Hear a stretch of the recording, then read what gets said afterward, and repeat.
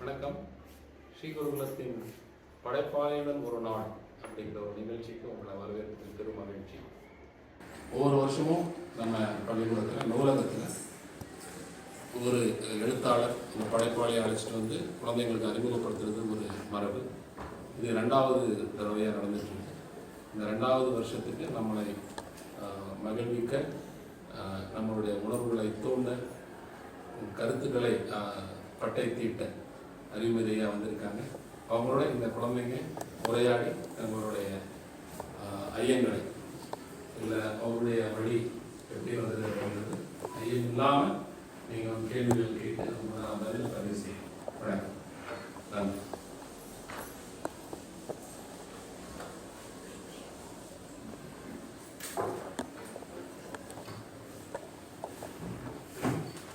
அறிவின் சுரங்கமாம் ஐயா அவர்களே, எங்களுக்கும் ஆசைதான் நண்பர்கள் யாம் கூடி தேசத்தை வளர்ப்பதற்கும், தேசிய கொடியேந்தி செவ்வாயில் நடப்பதற்கும், பாயும் நதிகளை இணைப்பதற்கும், கனவுகள் பெரிய கனவுகள் காண கண்களுக்கு சொல்லிக் கொடுப்பதற்கும், நண்பர்கள் யாம் கூடி தேசத்தை வளர்ப்பதற்கும், முண்டாசு கவிஞர் கூறியது போல புதியதோர் உலகை படைப்பதற்கும் ஆசைதான். எல்லாமே சாத்தியம்தான் தங்களை போன்ற ஆசானின் அறிவுமலை சாரலில் நனையும் போது. உங்களிடம் தங்களுக்கு ஏற்படும் ஐயங்களை தெளிவுபடுத்திக் கொள்ள காத்திருக்கும் என் நண்பர்களுக்கு சற்றே ஐயம் தீர்ப்பீர்களா ஐயா? கட்டாயமாக எனக்கு தெரிந்ததை நான் சொல்வேன். உங்களிடமிருந்தும் அறிந்து கொள்வதற்காகத்தான் நான் வந்திருக்கிறேன். எனவே முற்றும் தெரிந்த முழுமை அறிவு என்று ஒன்று இல்லை. கற்றல்தோறும் ஊறுகிற அறிவுதான் அறிவு. எனவே நிகழ்காலத்தின் அடையாளமாக இருக்கிற உங்களிடம் வாழ்வில் ஒரு கனிந்த நிலையில் இருக்கிறேன்னா, என்னுடைய அனுபவங்களை உங்களிடம் பகிர்ந்து கொள்கிற அதே நேரத்தில் இந்த உலகத்தை நாங்கள் எவ்வாறு அழகு செய்ய நினைக்கிறோம் என்று நினைத்து கொண்டிருக்கிற உங்களுடைய கனவுகளையும் அள்ளிக்கொண்டு போகத்தான் நான் இந்த இடத்தில் அமர்ந்திருக்கிறேன்.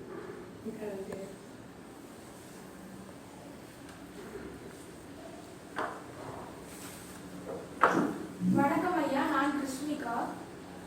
உங்கள் பள்ளி பருவ காலத்தில் உங்களுடைய கனவு என்னவாக இருந்தது? என்னுடைய ஊர் ஒரு அமர்வு.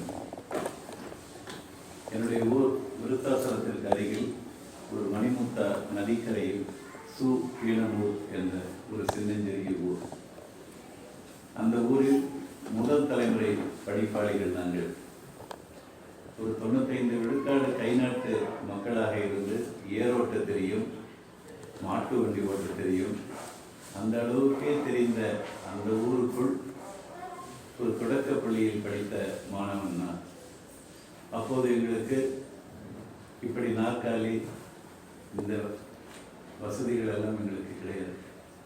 நாங்கள் தரையில், அதாவது சாணத்தால் மெழுகிய அந்த பள்ளிக்கூடத்தில் தான் நாங்கள் பலகைகள் போட்டு அமர்ந்து படிப்போம்.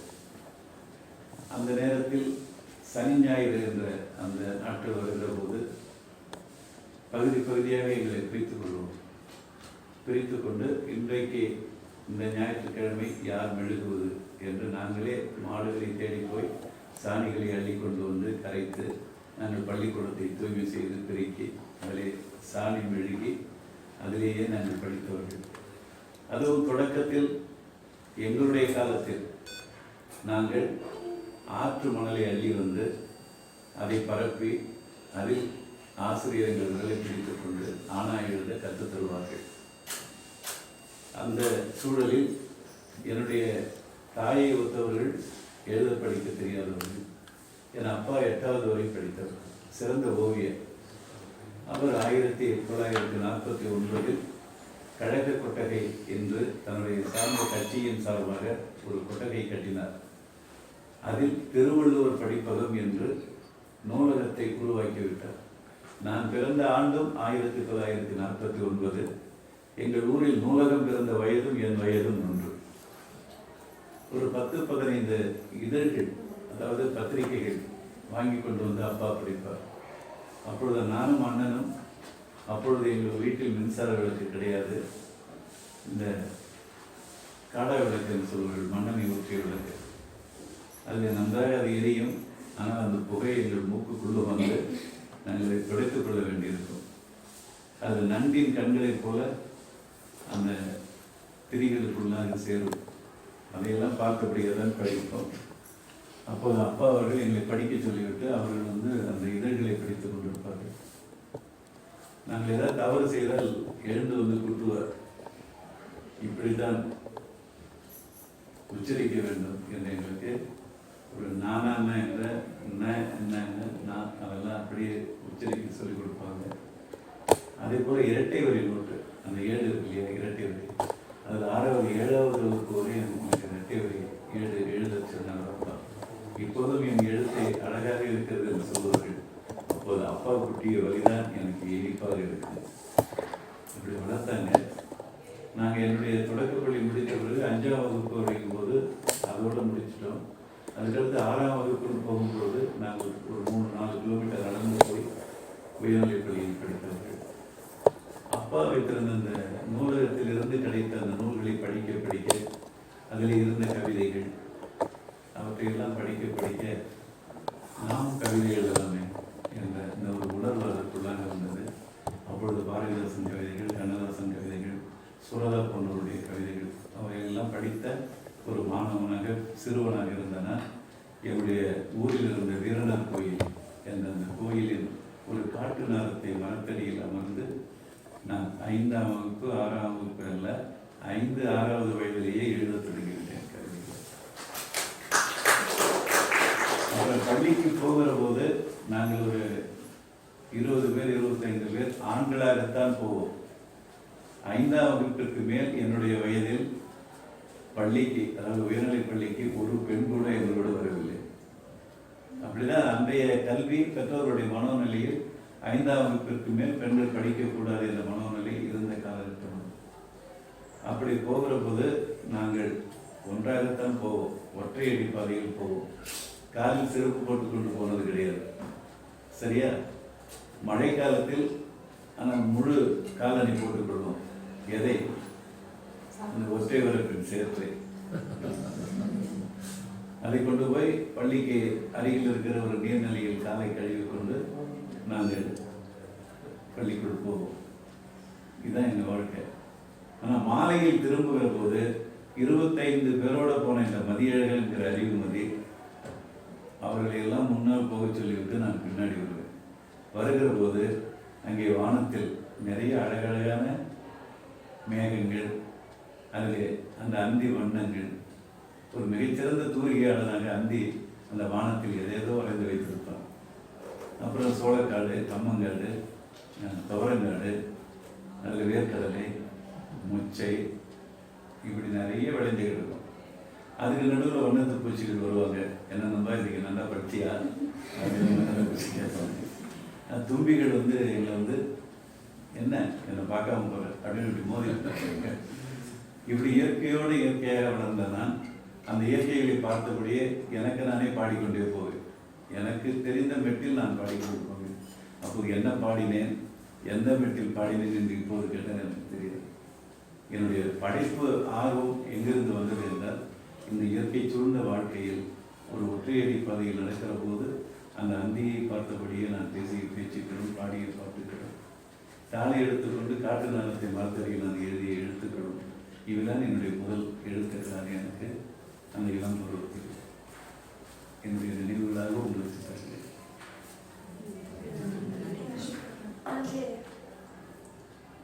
நன்றி. அடுத்த ஆளுக்கு. வணக்கம் ஐயா, என் பேர் அனன்யா. நீங்கள் எழுதிய கவிதைகள் உங்களுக்கு மிகவும் பிடித்த கவிதை எது, எதனால் ஐயா? இப்போ ஒரு ஹைக்கு 3 வரிகள் தான். அந்த 3 வரிகளில் நம்ம பார்க்குற காட்சிகளை வச்சுக்கிட்டு எழுதணும். கற்பனையாக எழுதக்கூடாது, அல்லது உயரத்துலேருந்து சொற்களை பறிக்கக்கூடாது. நம்ம கண்ணில் என்ன பட்டதோ அதை வச்சுக்கிட்டு எழுதணும். அதுதான் ஹைக்கு. அப்படி நான் எழுதிய ஹைக்கூக்களில் எனக்கு பிடித்த ஒரு ஹைக்கூவை உங்களுக்கு சொல்கிறேன். நான் ஒரு மார்கழி மாதத்துடைய குளிர்காலம், பனிக்காலம், நான் ஒரு குளத்துக்கு அருகில் போய் நிற்கிறேன். ஒரு மனிதனாக நிற்கிறேன். குளம் அமைதியாக இருக்கு. அந்த வானத்தை உள்வாங்கிய ஒரு தண்ணீர் கண்ணாடி போல் அந்த வட்டம் அவ்வளோ அழகாக. இன்னும் கதிரவன் வராத நேரம். ஆனால் கதிரவனுக்கு முன்னால் அவன் அந்த புகை கிளம்பு. அந்த குளத்துக்குள்ள ஒரு சின்ன புகை எழும். அதையும் பார்க்கிறேன். அப்பயும் நான் மனிதனாக தான் இருக்கிறேன். இப்போ அந்த குளம் அமைதியாக இருப்பதை மனிதனாக இருக்கிற என்னுடைய மனம் அதை ஏற்றுக்கொள்ள மறுக்கிறது. அந்த அமைதியை என்ன செய்ய நினைக்கிறது? இந்த மனம் என்ன செய்ய நினைக்கும்? கலைக்க நினைக்கும். எதனால சொல்லுங்க. என்ன? ஒரு சிறு கல்லை எடுத்து அதற்குள் எரிந்து அந்த கண்ணாடி, தண்ணீர் கண்ணாடியை உடைத்து அழகு பார்க்கிற மனசு நம்ம எல்லாருக்கும் பொதுவான மனித மனசு. நான் அப்படிதான் நினைச்சேன். நான் மனிதனாக தான் நினைக்கிறேன். அப்போ நம்ம இடது பக்கம் திரும்பி பார்த்தேன். அங்கே தண்ணீர் எடுக்க வந்த ஏதோ ஒரு மகளுடைய கண்ணாடி வளையல் உடைந்து அப்படியே கீழே கிடக்கு. பார்த்த உடனே கல்லுக்கு பதிலாக அதான் எனக்கு கிடைக்குது. நான் உடனே குடிஞ்சு அதிலிருந்து ஒரு 5-6 வளையல் துண்டுகள், உடைந்த வளையல் துண்டுகள் இப்போ என் கையில் இருக்கு.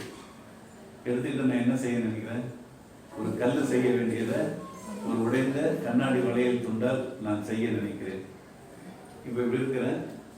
ஒரு வளையல் துண்டை எடுக்கிறேன், அந்த குளத்தில் போடுறேன். அந்த போடுகிறவரை நான் மனிதன். போட்ட பிறகு, அதை பார்த்த பிறகு நான் ஒரு ஹைக்கூ கவிஞர். நான் எழுதிய ஹைக்கூ கவிதையிலேயே இது ஒரு மிகச்சிறந்த, எனக்கு பிடித்த ஒரு கவிதையாக அவர் கேட்டதற்காக சொல்கிறேன்.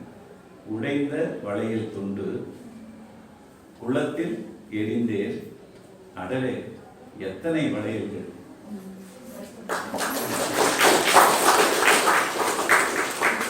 சரியா? உடைந்த வளையல் துண்டு எளிமையானது, நான் எடுத்தது. குளத்தில் போடுவது எளிமையானது. அதற்குள்ளாக அந்த வட்டங்களை பார்த்தவுடன் அதை கவிதையாக்குவது, அதுதான் கவிதை மனசு. இயற்கையோடு இயற்கையாக இணைந்து வாழ்ந்து அதற்குள்ளாக நுட்பமான உணர்வுகளை பெற்றால் நமக்கு கவிதைகள் வரும் என்பதற்கு இந்த ஹைக்கூ கவிதை எனக்கு பிடித்த ஒரு ஹைக்கூ கவிதை. அதற்குள்ளாக இன்னொரு வாழ்க்கை, ஒரு தத்துவமும் இருக்கிறது. நாம் வாழ்க்கையில் வெற்றி பெறுவதற்காகத்தான் பல செயல்களில் ஈடுபடுகிறோம். ஆனால் அவற்றில் நிறைவேறாத தோல்விகள் தான் நமக்கு ஏராளமாக கிடைக்கும். அந்த தோல்விகளை நாம் என்ன செய்ய வேண்டும்? உடைந்த வளையல் துண்டுகளாக எடுத்து வைத்துக் கொள்ள வேண்டும். நமக்குள்ளும் ஒரு குளம் இருக்கிறது. என்ன குளம் அது? மனசு என்கிற ஒரு குளம். அப்ப நம்ம என்ன செய்யணும்? இந்த உடைந்த வளையல் துண்டுகளை குளத்தில் எறிந்தது போல இந்த உடைந்த வளையல் துண்டாகிய தோல்விகளை நாம் அந்த மனக்குளத்திற்குள் போட வேண்டும். போட்டால் என்ன கிடைக்கும்? நூற்றுக்கணக்கான முழுமையடைந்த வெற்றிகள் கிடைக்கும். எனவே தோல்வியை கண்டு துவண்டு விடக்கூடாது என்பதற்காகவும் இந்த ஹைக்கூவில் ஒரு பொருள் இருக்கிறது. உடைந்த வளையல் துண்டு குளத்தில் எரிந்தே, அடலே எத்தனை வளையல்கள். வாழ்க்கை என்னடா வாழ்க்கை? கருவேலங்காட்டிற்குள் வண்ணத்து பூச்சி. கருவேலங்காடு, அந்த செடி எவ்வளவு முள் வச்சிருக்கோம்? கை நிறைய முள் வச்சிருக்கோம், கால் நிறைய முள் வச்சிருக்கோம், தலை நிறைய முள் வச்சிருக்கோம். அந்த உடம்பே முள்ளால் ஆனது கருவேலங்காடு. அதற்குள்ளாக வண்ணத்து பூச்சிகள் ஓடி விளையாடுகிற அழகை பார்த்த அந்த நேரத்தில் எனக்கு தோன்றியது, கொஞ்சம் ஏமாந்தாலும் ஒரு முள் சிறிது பட்டாலும் அந்த வண்ணத்து பூச்சிகளுடைய அந்த ரெக்கை கிழிந்து விடும். ஆனால் அதற்கு அச்சப்படவே இல்லை, அதனுடைய விளையாட்டில் நிற்கவே இல்லை. அப்போ நமக்கு என்ன வேணும்? மன துணிவு வேணும். வாழ்க்கையில எந்த இடத்துலையும் நம்ம சோர்ந்து விடக்கூடாது, அச்சப்படக்கூடாது. அச்சம் தவறு அப்படின்னு அந்த உணர்வுக்காக வாழ்க்கை என்னடா வாழ்க்கை, கருவேலங்காட்டிற்குள் வண்ணத்து பூச்சி அப்படின்னு 3 வரை எழுதினேன். அண்மையில் ஒரு ஹைக்கூ எழுதினேன். நீங்கள் மாணவிகள் மாணவர்கள் எல்லாம் எங்களை விட, அம்மாக்களை விட எவ்வளவு அறிவாளிகளாக இருக்கிறீர்கள் என்பதற்கு ஒரு ஹைக்கூ எழுதினேன். மீன் வரைந்தாள் அம்மா. அம்மா இப்படி மீன் வரைந்தாங்க. சரியா? இந்த மீன் வரைந்து கொண்டிருக்கும்போது ஓடி வந்த மகள் மேலே நீலக்கோடு எடுத்தாள். நீலக்கோடு எடுத்தாள். மீன் வரைந்தாள் அம்மா, மேலே நீலக்கோடு எடுத்தாள் மகள். நீந்த தொடங்கியது மீன். அம்மா வரைந்தது வெறும் தரையில் மீன் கிடக்கிறது. அம்மாவுக்கு அந்த மீன் வரைகிற அந்த ஓவிய அந்த உணர்வு மட்டும்தான் இருக்கிறது. மகளுக்கு அதற்குள்ளாக ஒரு உயிரை தேடுகிறது. அப்போது ஓடி வந்து ஐயோ இன்னும் கொஞ்ச நேரத்தில் விட்டா மீன் இறந்து விடுமே என்ற அந்த உயிர்நேய உணர்வோடு குழந்தைக்குள் கடல் இருக்கிறது, குழந்தைக்குள் ஆறு இருக்கிறது, குழந்தைக்குள் ஏரி இருக்கிறது. இல்லாவிட்டால் நீங்கள் குழந்தைகளாக இருக்க முடியும். பெரும்பகுதி தண்ணீராலான உடல் தான் இந்த உடல். எனவே அந்த குழந்தை ஓடி வந்து நீளக்கோடு இழுத்த உடல் இந்த இடம் ஒரு கடலாகி விடுகிறது, ஒரு ஏரியாகி விடுகிறது, ஒரு ஆறாகி விடுகிறது. இன்னும் சில நொடிகளில் சாக கிடந்த அம்மாவின் மீன் இப்போது நீந்தலை தொடங்குகிறது மகளின் ஈரத்தால். இதுல ஏதாவது வியப்பு இருக்கா உங்களுக்கு? இயல்பா இருக்கா, இயற்கையா இருக்கா? இப்ப லிங்குசாமி என்ற என்னுடைய மிக உயிருக்கு நெருங்கிய நண்பர், அவர் ஆனந்தம் திரைப்படம் எடுத்திருக்காரு, சண்டை கோழின்னு எடுத்திருக்காரு, பையான்னு ஒரு படம் எடுத்தாரு, இப்பொழுதும் ஒரு தெலுங்கு தமிழ் ஒரு படம் எடுத்திருக்காரு. அவர் கைப்பு எழுதுறதுல மிகச்சிறந்த வல்லமை பெற்றவர். அவர் ஒன்று எழுதினார், மரத்தடியில் விளையாடுகின்றன குழந்தைகள், மரத்தடியில் பழத்தை நழுவ விடுகிறது அணில். நாம் புறாக்களுக்கு தீனி போடுவோம், நாய்க்கு சோறு போடுவோம், அணில் கூட வளர்ப்போம், நாம் தான் அவங்களுக்கு தீனி போடுவோம். ஆனா பழம் தின்று பசியா இருக்கிற அணில் இந்த குழந்தைகள் விளையாடுகின்ற அந்த அழகை பார்க்கின்றன. ஏன் ரொம்ப நேரமா விளையாடிட்டு இருக்காங்களே, அவங்களுக்கு பசிக்குமே அப்படின்னு அது உயரத்தில் இருக்கிற பழத்தை பறித்து போடவில்லை. அங்கதான் கவிஞன் வந்து சிந்திக்கிறான், நழுவ விடுகிறது. உங்களுக்காக நான் ஒன்றும் போடல, தவறி விழுந்துடுச்சு. சரியா? அந்த ஒரு எழுதும்போது கூட அந்த சொற்களை எந்த சொற்கள் போட்டா இன்னும் அந்த படிக்கிறவங்க இருக்கும். நான் சொன்ன உடனே நழுவ விடுகிறதுன்னு சொல்லி அந்த பொருள் சொல்லும்போது உங்களுக்குள்ள ஒரு சிரிப்பு வரும் இல்லையா?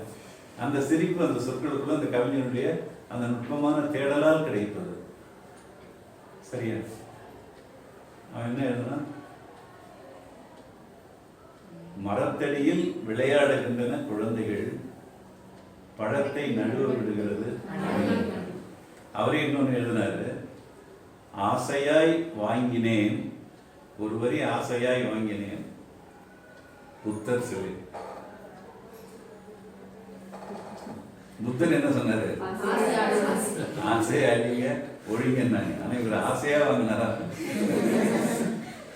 அதுக்குள்ள இருக்கிற அந்த முரண் உங்களை வந்து அந்த சிந்திக்கிறது.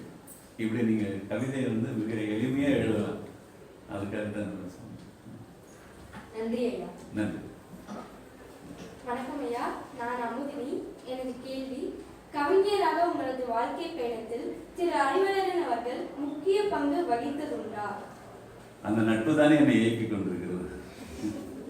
நானும் அறிவழகன் அவர்களும் கிட்டத்தட்ட அந்த இளங்கலை படிக்க தொடங்கிய நாளிலிருந்து எங்கள் வீட்டில் அவர் மகன், அவங்க வீட்டில் நான் மகன், இன்றைய வரையும் அவங்க வீட்டு திருமண அழைப்பிதழ்களில் நான் பெரியப்பா அல்லது சித்தப்பா என்ற உறவு முறையில் என் பெயர் அங்கே இடம்பெறுகிறது.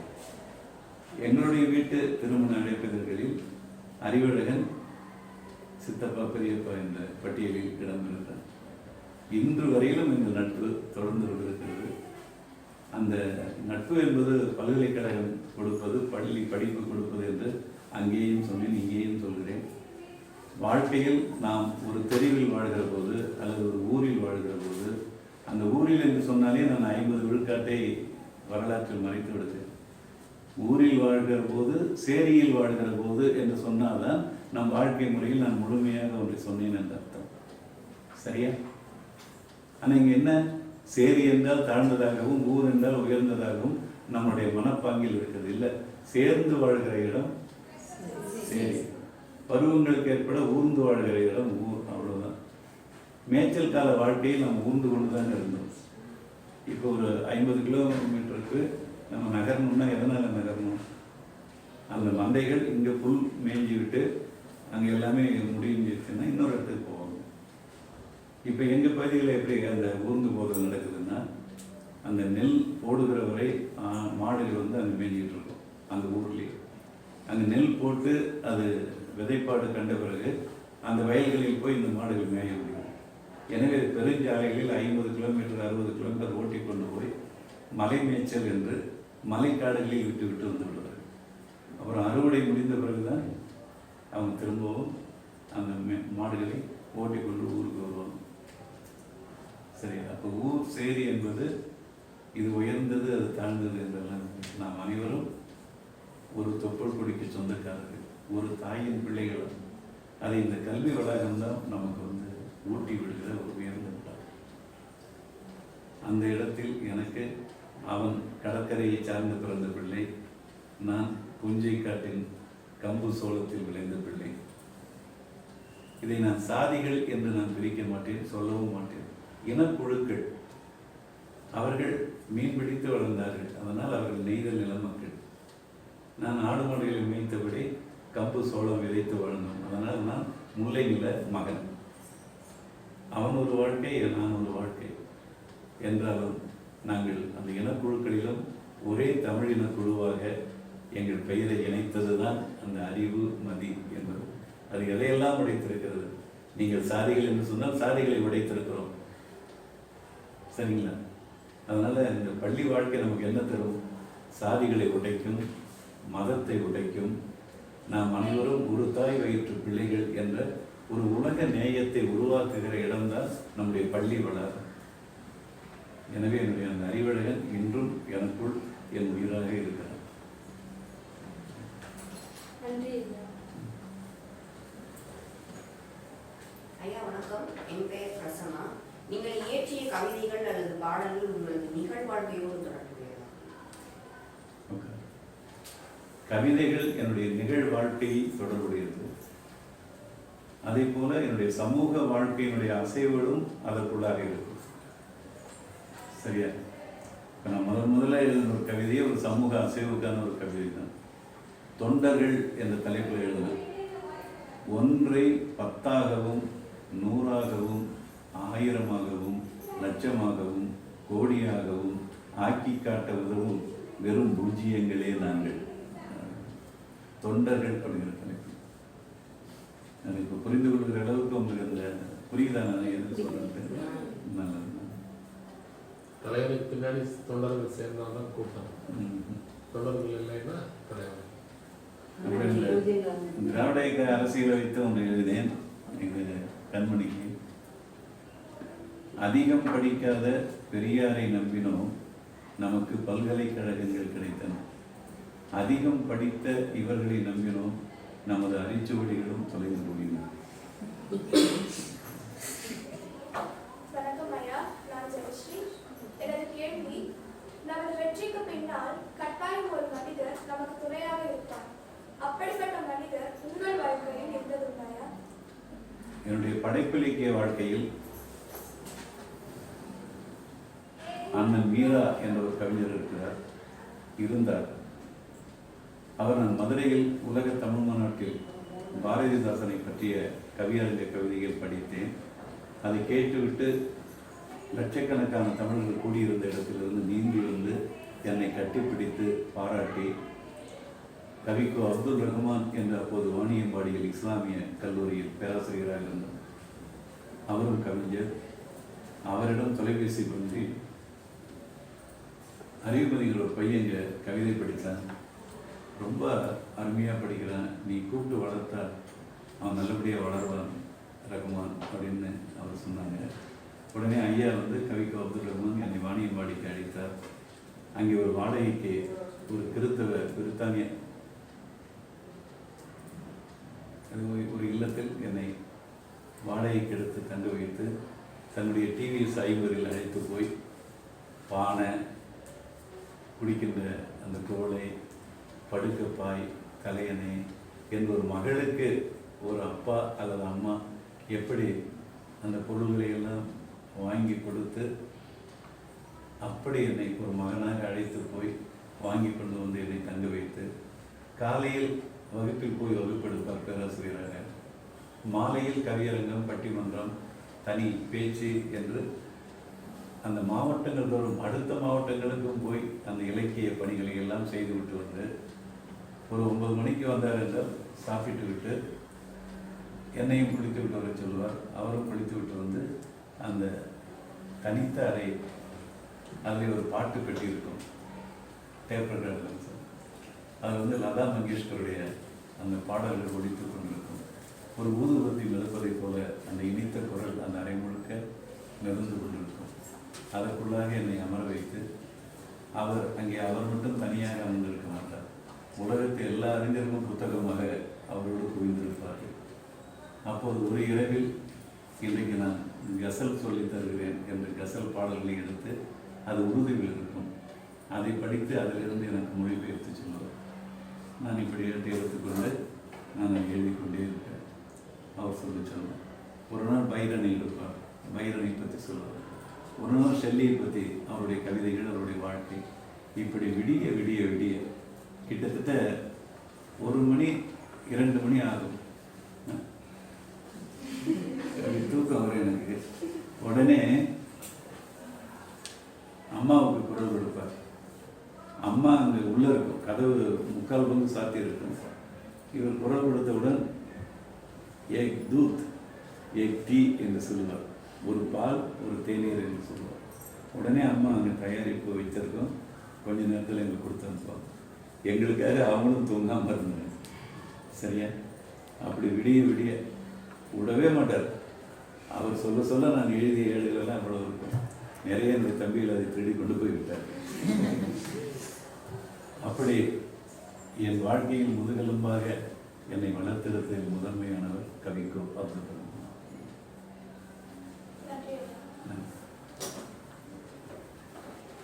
வணக்கம் ஐயா, நான் ஸ்ரீராம்.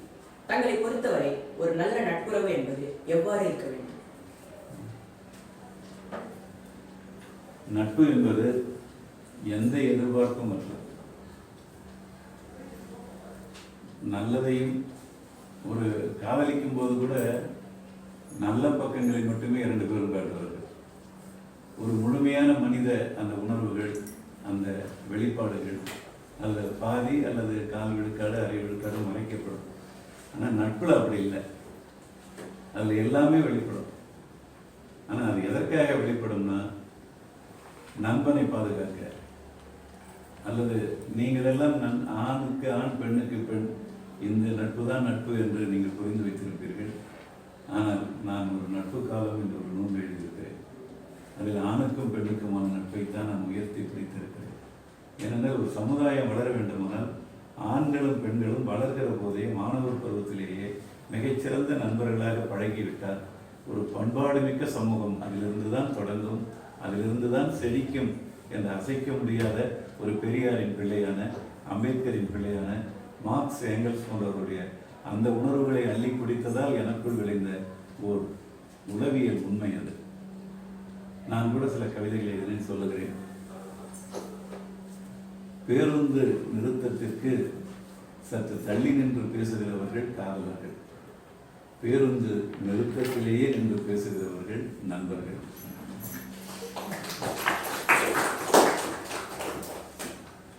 காதலனோடு பேசிக் கொண்டிருக்கையில் தாவணியை சரி செய்தேன், நண்பனோடு பேசிக் கொண்டிருக்கையில் தாவணியை சரி செய்தான். காதலிக்கிற ஆணுக்கு காதலிக்கிற பெண்ணை தொடுவதற்கு அவள் அனுமதி தரவில்லை. ஆனால் நண்பனுக்கு அந்த அனுமதி தருகிறாள். ஏன்? வள்ளுவத்தை குடித்ததுதான் மிகச்சிறந்த நட்பு. உடுக்கை இழந்தவன் கை போல. அந்த தான் பழகுகிற தோழியினுடைய மானத்தை காப்பதற்காகத்தான் அவன் தாவணியை தொடுவான். அந்த தாய்மை அதற்குள்ளதான் உண்டு. அதே போல ஒரு அம்மா கேட்கிறாள், அண்ணனை விடவா உசத்தி உன் நண்பன் என்று கேட்டாள் அம்மா. அண்ணனை விடவா உசத்தி உன் நண்பன் என்று கேட்டாள் அம்மா. உன்னை விடவும் என்றேன் நான். பொய் சொல்ல வைக்கும் காதல், பொய் சொன்னதையும் சொல்ல வைக்கும் நட்பு. சரியா? அதனால எனக்கு இந்த ஆண்கள் பள்ளிக்கூடம், பெண்கள் பள்ளிக்கூடம், ஆண்கள் கல்லூரி, பெண்கள் கல்லூரி, இப்படிலாம் ஒரு அரசாங்கமோ ஒரு சமூகமோ அப்படி பிரித்து ஆண்பாலையும் பெண்பாலையும் பிரித்து வைப்பதே அது கல்விக்கூடத்திற்கும் கேடு, சமுதாயத்திற்கும் கேடு, மிக மிக கேடு. ஆண்கள் பெண்கள் என்று பிரிக்காமல் ஒரே வாழ்வியல் சூழலில் பழகுகிற அந்த வாழ்க்கையில் நட்பையும் அழகாக உள் செலுத்தி வாழத் தொடங்கினால் நம்முடைய வாழ்க்கை மிகச்சிறந்து விடும். வீட்டில் அப்படிதான் இருக்கும். நம்ம வந்து அண்ணன் அங்கே போய் உட்காந்து, தங்கச்சி இங்கே போய் உட்காந்துருக்கு, எல்லாருமே ஒரு சேரதான் வாழ்க்கணும்.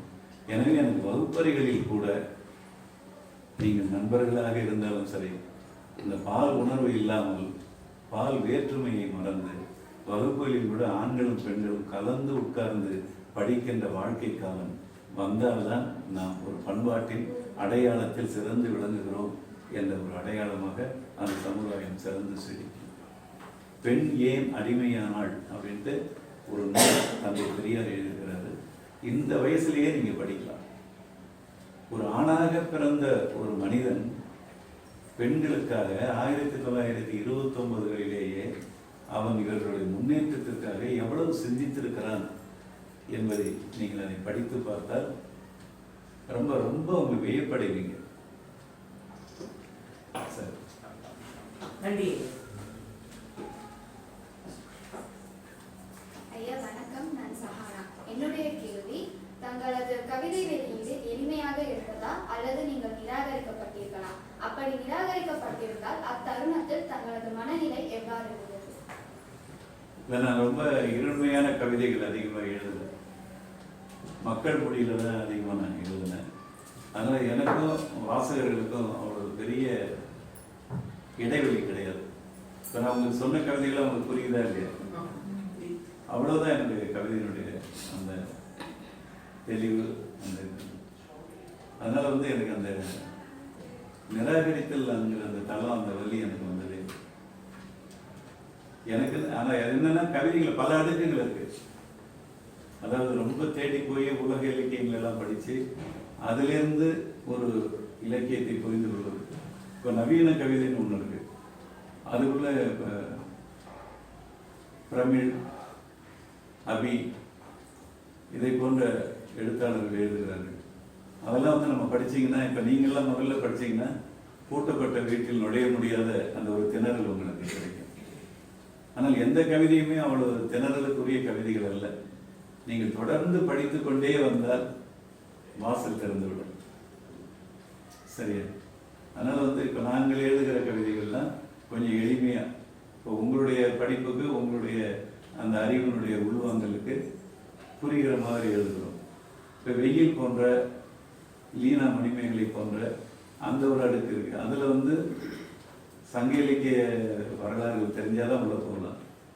அல்லது பெண்ணியம் என்றால் என்ன, உலக கவிதை இலக்கிய மரபுகள் என்ன, இவற்றையெல்லாம் தெரிந்தால்தான் உள்ளே போகக்கூடிய அந்த கவிதைகள் இருக்கின்றன. மரபு கவிதைகள் இருக்கின்றன. அவை வந்து சந்தம் சார்ந்து இயங்கும். அரிசிறு விருத்தம், என் சிறு விருத்தம், வெண்பா, குரல் வெண்பா அப்படின்லாம் இருக்கும். அதுக்குள்ளே நீங்கள் போகிறதுக்கு வந்து கொஞ்சம் கடினமாக இருக்கும். ஏன்னா உங்களுடைய வாழ்க்கை வந்து பெரும்பகுதி ஆங்கிலத்தாலும் சிறு பகுதி தமிழாலும், அதுவும் பேசக்கூடிய வாழ்க்கைக்கு மட்டுமே உரிய ஒரு தமிழால் தான் நீங்கள் என்னிடம் இப்போது கேள்வி கேட்டுக்கொண்டிருக்கீங்க. இன்னும் ஒரு 4-10 ஆண்டுகளுக்கு பிறகு இங்கே வந்து அமர்பவர் நீங்கள் ஆங்கிலத்தில் கேட்க, அவரும் தமிழை பற்றி ஆங்கிலத்தில் தான் பேச வேண்டிய சூழல் இருக்கும். அதனால் வந்து நான் வந்து ஒரு புரியும்படியாக எழுதுறதுனால எனக்கு அந்த நீங்கள் சொல்கிற அந்த சிக்கல் வந்தது. வணக்கம் ஐயா, நான் ஹரிஹரன். என்னுடைய கேள்வி, தங்களின் கனவை அடைய தங்களுடைய பெற்றோர் செய்த உதவிகள் யாவை? நான் விரும்பியபடி என்னுடைய தந்தை முதலில் என்னை கும்பகோணம் ஓவியக் கல்லூரியில் தான் போய் படிக்க சொன்னார். ஆனால் எனக்கு அவர் வாங்கி கொடுத்த அந்த இதழ்கள், அந்த தலைவருடைய பேச்சுக்கள், இவற்றையெல்லாம் கேட்ட சூழலில் நான் வந்து தமிழ் தான் படிப்பேன் என்று உறுதியாக இருந்தேன். அப்போது அப்பா வந்து ஓவியக் கல்லூரியில் தான் சேர்ப்பேன் என்று பிடிவாதமாக இருந்தார். அப்பா வெளியே போன போது நான் அம்மாவிடம் போய் அழுதேன். அம்மா, நான் தமிழ் தான் படிக்க விரும்புகிறேன், என்னை எப்படியாவது சித்தப்பாக்கிட்ட சொல்லி என்னை விருத்தாசலம் குழந்தையப்பர் கல்லூரியில் கொண்டு போய் என்னை தமிழ் படிக்க சேர்த்து விட சொல்லம்மா என்று. அப்போது படிக்காத என்னுடைய அம்மா தன்னுடைய கழுத்தில் போட்டிருந்த ஒரு 6 பவுன் தங்கச் சங்கிலியை கழற்றி அதை என்னுடைய சித்தப்பாவிடம் கொடுத்து, உங்கள் அண்ணன் ஏதோ படிக்கணும்னு சொல்கிறான், இதை அடமானம் வச்சு கொண்டு போய் சேர்த்துக்கணுங்க அப்படின்னு அந்த படிக்காத அம்மா தான் என்னை கல்லூரியில் படிக்க வைப்பதற்கு உதவி பண்ணது. நீ கேட்ட கேள்வி என்ன? தங்களுடைய பெற்றோர் செய்த உதவி. அதனால என்னுடைய அப்பாவும் ஒரு வகையில் எனக்கு ஓவியனாகத்தான் மாற்ற படிக்காத என்று சொல்லவில்லை. அவர் ஓவியர். எப்பொழுதுமே இந்த பெற்றோர்கள் என்ன செய்கிறார்கள், தாங்கள் எதை அடைய முடியவில்லையோ நம்ம மேல திணிக்கிற பெற்றோர்களாகத்தான் நமக்கு. அது அவங்க கட்டாயத்தை சொல்லல, அவங்களுக்கு அது ஒரு பெரு, நம்மளால முடியாததை நம்ம பிள்ளை அடையட்டும் அப்படிங்கிற அந்த ஒரு பெரு வேட்கை தான். உலகத்திலேயே எந்த இனமும் பெற்றோர்கள் வந்து தங்களுடைய குழந்தைகளுக்காகவே தங்கள் வாழ்க்கையை ஒப்படைக்கிற அந்த தியாக மனப்பான்மை நம்மளுடைய பெற்றோர்களிடம் உண்டு. அதுபோல அம்மா வந்து எனக்கு 6 பவுன் தங்கை சங்கிலியை அடகு வைத்து என்னை உருவாக்கிய அம்மா. அது என்ன செய்தது தெரியுமா? சங்க இலக்கியத்திற்கு நான் அதில் இருக்கிற நல்ல விளிம்புகளை எல்லாம் அண்மையில் எடுத்து நான் ஆனந்த விகடனில் 35 வாரம் தொடர்ந்து எழுதினேன். அதற்கு பெயர் என்ன தெரியுமா? தங்கத்தமிழ். அம்மா கொடுத்த தங்கம் இங்கே தங்கத்தமிழ் எழுத வைத்தது. ஆனாலும் இப்பொழுது அதற்கு தலைப்பு வைக்க நான் விரும்புகிறேன். தங்கத்தமிழ் என்று தான் வைத்தேன். அது அங்கே பணியாற்றின கண்ணன் என்ற ஆசிரியர் நான் தங்கத்தமிழ் என்ற தலைப்பு கொடுக்கிறேன் என்றார். ஆனால் இப்போது அது நூலாக்குகிற போது ஒருவர் கேட்கிறார், உங்களுக்கு தான் தங்கம் பிடிக்காது, நீங்கள் எப்படி தங்கத்தமிழ் என்று பெயர் வைப்பீர்கள் என்று கேட்டார். என்ன என்னால் நான் இளம் வயதிலிருந்தே தங்கம் அணிய மாட்டேன் என்று ஒரு உறுதிமொழி எடுத்திருக்கிறேன். ஏனென்றால் நம்முடைய பல அக்காள்களுக்கு தங்கைகளுக்கு ஒரு 1/2 பவுன் 1 பவுன் குறைந்ததால் பல திருமணங்கள் நின்று அந்த திருமண வாழ்க்கையை பாழாக்கி இருக்கிறது. எனவே நம்முடைய வாழ்க்கையில் அது ஒரு மஞ்சள் பிசாசு என்று சொன்னால் ஒரு சோவியத் அறிஞன் தங்கத்தை மஞ்சள் பிசாசு என்று சொன்னான். அது நம்முடைய தமிழ் வாழ்க்கையில் திருமண வாழ்க்கையில் பார்த்தால் அது ஒரு பிசாசை தான். அதனால் நான் சாகிற வரை தங்கமே அணிய மாட்டேன் என்று சத்தியம் செய்து கொண்டேன். என்னுடைய தாய் கூட இறப்பதற்கு முன்னதாக கொஞ்சம் பணம் வச்சிருக்கிறார்கள், ஒரு 1/2 பவுன் ஏன் நினைப்பா நீ இந்த மோதிரத்தை வாங்கி போட்டுக்க என்று பணத்தை கொடுத்தவங்க. நான் சொன்னேன், அம்மா இந்த தங்க மோதிரத்தில் தான் உன்னை பார்க்க முடியும் என்றால் நான் உங்களுக்கு மகனாக வாழ்ந்ததற்கே பொருள். நீ இல்லை என்றாலும் நான் நினைத்து பார்க்கின்ற பொழுது உன்னுடைய முகம் என் நினைவில் வருமே, அந்த முகம்தான் நம்ம உண்மையான முகம், இந்த தங்கத்தில் நான் முகம் பார்க்கின்ற மகனை என்று சொல்லி அதை என் மகளுக்கான படிப்பு செலவிற்காகத்தான் பயன்படுத்தும்.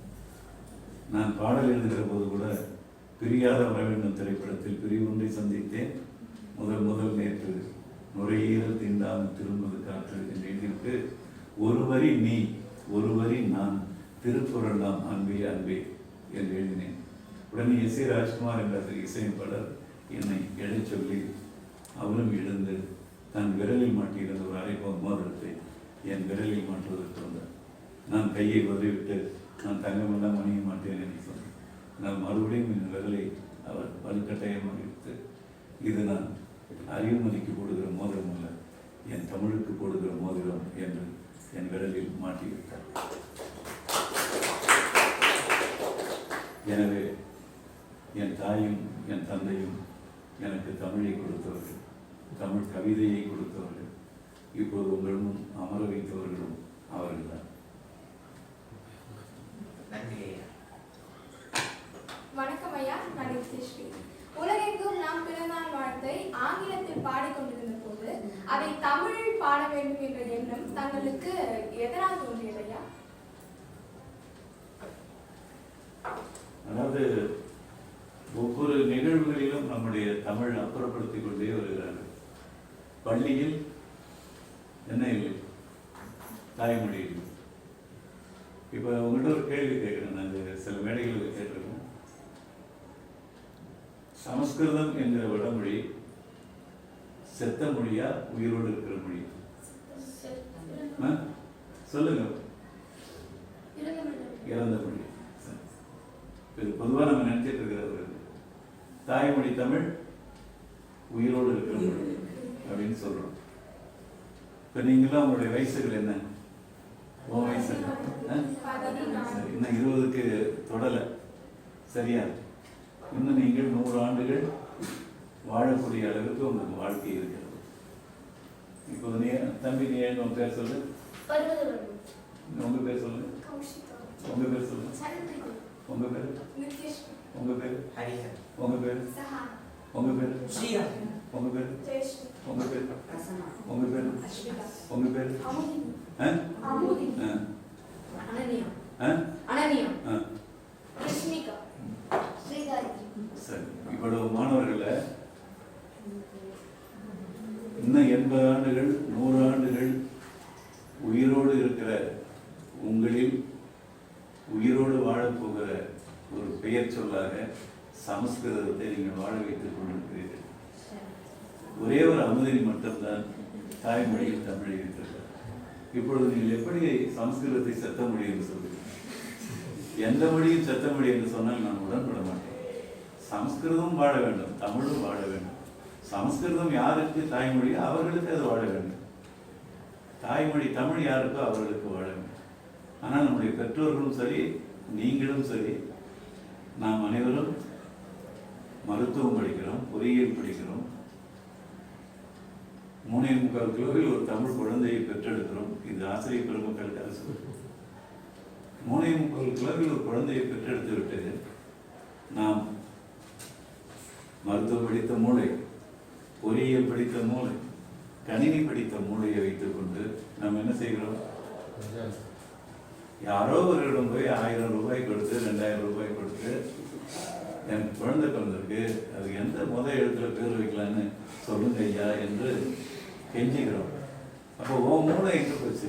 ஒரு பேர் வைப்பதற்கே ஒரு தன்னம்பிக்கை இல்லாத மூளை யாரை உருவாக்கும்? யாரை உருவாக்கும்?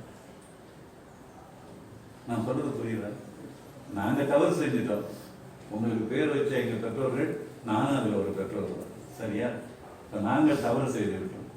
இப்ப நீங்க படித்து கல்லூரிக்கு போய், பல்கலைக்கழகம் போய், ஒரு வாழ்க்கைக்கும் போய், அங்கே நீங்கள் என்ன செய்ய வேண்டும்? அவரவர் தாய்மொழியில் வையுங்கள். நீங்க தெலுங்கு இருந்தால் தெலுங்கில் பெயர் வையுங்கள், தமிழர்கள் இருந்தால் தமிழில் பெயர் வையுங்கள், மலையாளிகள் இருந்தால் மலையாளத்தில் அந்தந்த மரபுகளை பின்பற்றுங்கள் என்று சொல்கிறேன். அதனால செத்த மொழி சமஸ்கிருதம் என்று சொல்லுவதற்கு தமிழர்களுக்கு அருகதை இல்லை. அதை வாழ வைத்துக் கொண்டிருப்பவர்கள் தமிழர்கள். உங்களை கேட்டா நீங்க எந்த மாநிலத்து குழந்தைகள்னு உங்களுக்கு சொல்லவே முடியாது. புரியுதா? அந்த அடையாளத்தை எழுந்திருக்கு. அமுதினி மட்டும்தான் ஓ நீ தமிழ்நாடா அப்படின்னு கேட்கக்கூடிய ஒரு இதுக்கு அந்த பிள்ளைதான் இருக்கு. நம்மளுடைய அடையாளம் இந்த பெயர் தானே முதல் அடையாளம். அதையே நம்ம மாற்ற முடியலையே. சரியா? அடுத்து சாலைகளுடைய விளம்பர பலகைகளில் இல்லையே தமிழ் அடையாளம் இருக்கா? லெமன் ரைஸ் லே. அவன் தமிழை படித்தவனும் ஆங்கிலம் எழுதத்தான் முயற்சி செய்கிறான். சரியா? அதனால எந்த மொழி படித்தாலும் அந்த மொழியின் இலக்கணங்களோட ஐயா சொன்னாங்க, அதுபோல அந்த இலக்கணத்தோடு அந்தந்த மொழியையும் கற்றுக்கொள்ளுங்க. இப்போ ஆங்கில வகுப்புல போய் நம்ம அம்மா தமிழ் சொல்ல பயன்படுத்தி உங்களுக்கு வகுப்பு எடுப்பாங்க. அப்போ தமிழ் ஆசிரியர்கள் என்ன செய்யணும்? தமிழ் வகுப்பு எடுக்கும்போது பிற சொற்களை பயன்படுத்தலாம், ஆனால் எதை பயன்படுத்தக்கூடாது? இரவு என்ன சிற்றுண்டி என்று கேட்கலாம், நைட்டு என்ன டிஃபன் கேட்டால். அதனால நீங்க அந்த முழுமையா ஆங்கிலம் பேசுங்க, அது ஒன்றும் தப்பு இல்லை. ஏன்னா நாளைக்கு நீங்க அமெரிக்கா போகக்கூடிய வாய்ப்பு இருக்கு, கனடா போகக்கூடிய வாய்ப்பு இருக்கு, ஆஸ்திரேலியா போகக்கூடிய வாய்ப்பு இருக்கு. ஆனா ஐரோப்பாவுக்கு போய் நீங்க ஆங்கிலத்தோட போக முடியாது. பிரெஞ்சுக்கு போய் நீங்க ஆங்கிலத்தை பயன்படுத்த முடியும். ஒவ்வொரு நாட்டிலையும் அவங்க தாய்மொழியை காப்பாற்றுறாங்க. அதுபோல நம்ம வீட்டிலேயாவது பேசுகிற அளவுக்கு நம்ம தமிழ்லேயே பேசக்கூடிய பழக்கம் வரும். அது அமெரிக்காவில் இப்போ நீங்க பாருங்க, வீட்டுக்கு வந்தால் குழந்தைகள் தமிழில் தான் பேச வைக்கிறாங்க. அதனால நீங்க அந்த பயிற்சி. வணக்கம் ஐயா, நான் சரண். அதாவது நீங்க திரைப்படத்துறையில உதவி இயக்குனரா பயணித்தவர். ஸோ நீங்க அதனால நீங்க உங்களுடைய பேசுற ஒவ்வொருத்தரும் இந்த வணக்கம் ஐயான்னு சொல்லும் போதே எனக்கு அப்படி சிலுக்குது. அதுக்கடுத்து பயணிக்கீங்கன்னு சொல்ற அந்த சொல்லாட அது ஒன்றும் சாதாரண, ரொம்ப பெருமிதமா இருக்கு இந்த வளாகத்துக்கு. அப்படி நீங்க பாரதிராஜா ஐயாவோட பயணிச்சிருக்கீங்க. ஸோ அவரோட உங்களோட பயணம் எப்படி, எத்தகையது, எப்படி இருந்தது? நான் பாக்யராஜிட்டையும் ஒரு 2 ஆண்டு பயணித்திருக்கிறேன். பாலுமகேந்திராவிடம் 7 ஆண்டுகள் பயணித்திருக்கிறேன். பாரதி ராஜாவிடம் 5 ஆண்டுகள் பயணித்திருக்கிறேன். சரியா? ஒரு நாள் என்னுடைய வீட்டுக்கு என்னுடைய ஃப்ரெண்டுக்கு வந்து பிறந்த நாள். அப்போ தான் அவர்கிட்ட சேர்ந்துருக்கிறேன். புதுநெல்லி புதுநாத்து அப்படிங்கிற ஒரு திரைப்படத்தில் உதவி இயக்குனர். அப்போ நாளைக்கு பொன்வண்ணன் அவர் ஒரு நடிகர், அவர் ஒரு இயக்குனர், மிகச்சிறந்த ஆய்வு அறிஞரும் கூட. அவரை நான் தான் அவர்கிட்ட பணியாற்றணும்.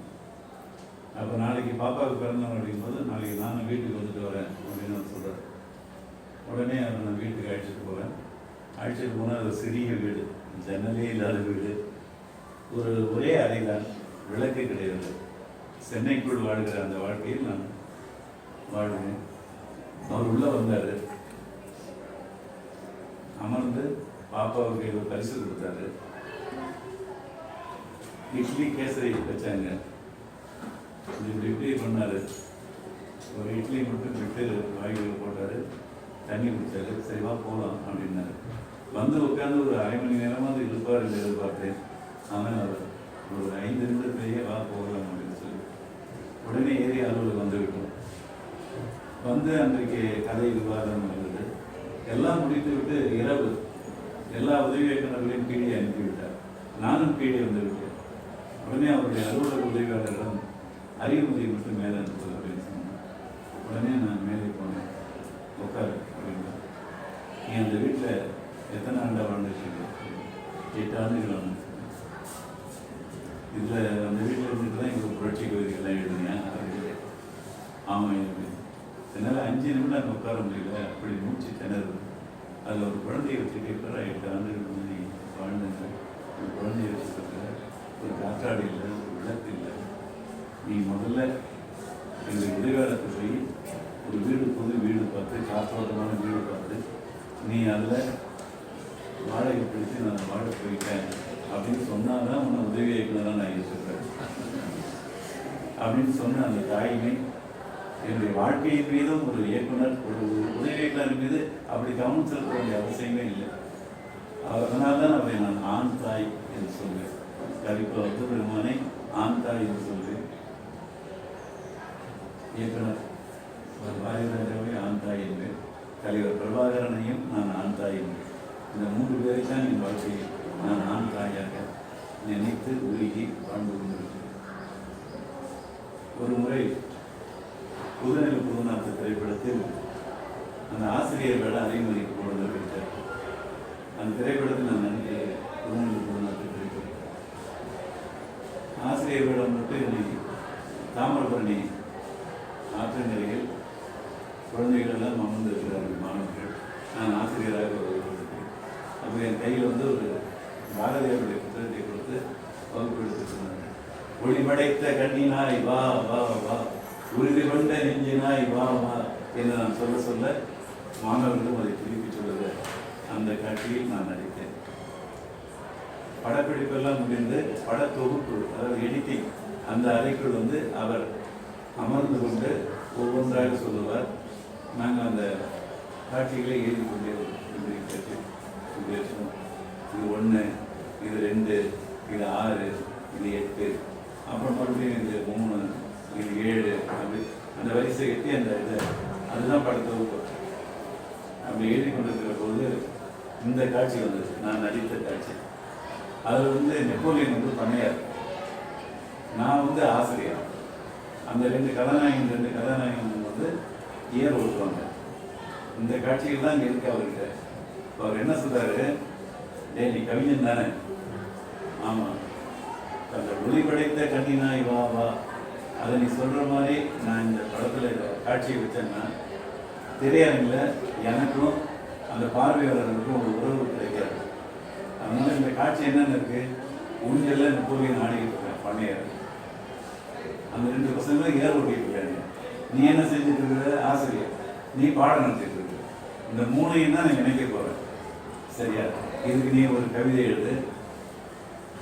அது ஆசிரியர் நீ பாடம் நடத்துற மாதிரி நீ அந்த குரலை மாற்றிக்கிறேன். ஒளிபடைத்த கண்ணினாயே மாற்றிக்கிறேன். அப்படி நீ எழுதி கொடுன்னு கேட்குறேன். நான் ஒரு 10-15 நிமிடத்தில் எழுதி கொடுத்துட்டேன். அப்புறம் அதை சொல்கிற மாதிரியே சொல்லிட்டு அப்படியே அதை படத்தை மாற்றி அடுக்கிறாரு. என்ன கவிதை எழுத தெரியுமா? உழுது பிழைக்கும் ஜனங்களுக்கு எழுத படிக்க தெரியல, உறிஞ்சி பிழைக்கும் மனுஷனுக்கோ ஊஞ்சல் அர்த்தம் குறையல, லட்சுமியோ ஊஞ்சலிலே சாஞ்சிக்கிட்டு ஆடுதா, சரஸ்வதியோ மரத்தடியில் கூரையின்றி வாடுதா. திரையரங்க அப்படி கைத்தடிச்சு ஒரு கவியறிஞர் கேட்கிற மாதிரி. அந்த பாரதி ராஜா என்கின்ற அந்த ஆண் தாய் யார் யாரிடம் என்னென்ன திறமைகள் இருக்கின்றனவோ அவர்களுக்கு அந்தந்த திறமைகளை கொடுத்து அவர்களை உற்சாகப்படுத்துகிற அந்த தாய்மை உள்ள இயக்குநர்களில் பாரதி ராஜா முதன்மையானவர்.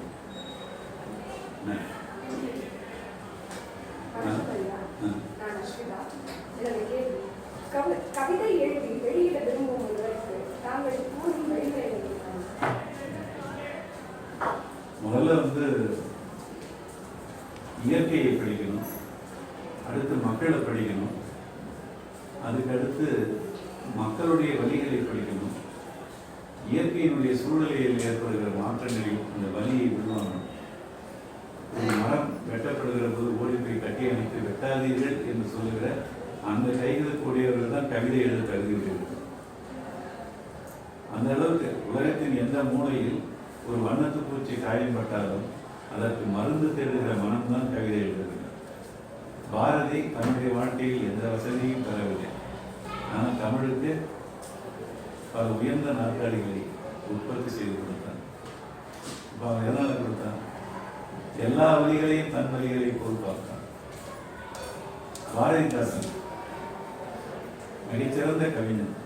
அவனுடைய கவிதைகளிலே எனக்கு பிடித்த கவிதை எது என்று கேட்டால், உலகம் உண்ண உண். புரியுதா? தனி ஒரு மனிதனுக்கு உணவில்லைன்னு ஜெகத்தினை அழிப்பிடுவோம் என்று சொன்னான் பாரதிதாசன். உலகம் உண்ண உண் என்றான்.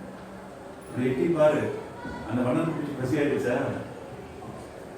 அங்க பாரு, அந்த குரங்குக்கு ஏதாவது கனிகினி எல்லாமே கிடைக்குதா? அப்படி உலகத்தில் இருக்கிற எல்லா உயிர்களும் சாப்பிட்டுதா? பசியாயிடுச்சா என்று பார்த்து விட்ட பிறகு நீ உன் உணவை உண், உலகம் உண்ண உண் என்றான். இதை ஒரு ஜப்பானிய ஹைக்கூ கவிஞன் சொல்லியிருக்கிறார். நான் தான் காலை உணவை உண்பவன், பூக்கள் பார்த்து கொண்டிருக்க. அவன் காலை உணவை அவன் நல்ல பசி, நல்ல பிசைஞ்சு வாய்க்கு கொண்டு போறான். கொண்டு போகும்போது நான் தான், நான் சராசரி மனிதன் தான். ஏன்?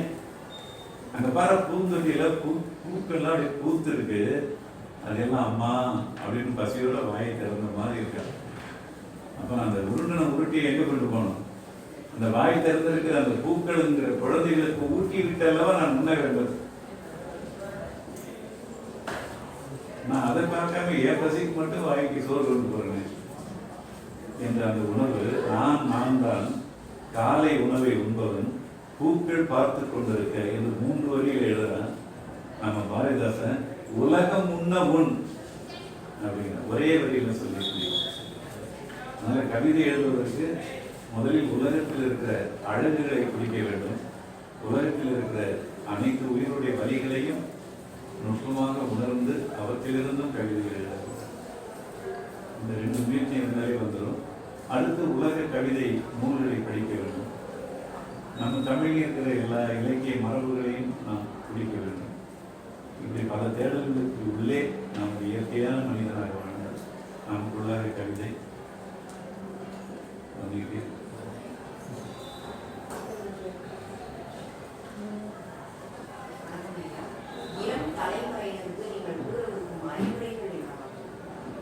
எந்த மூத்தவர்களிடமும் மறைத்தவர்களிடமும் அறிவுரைகள் கேட்காமல் இருப்பதுதான்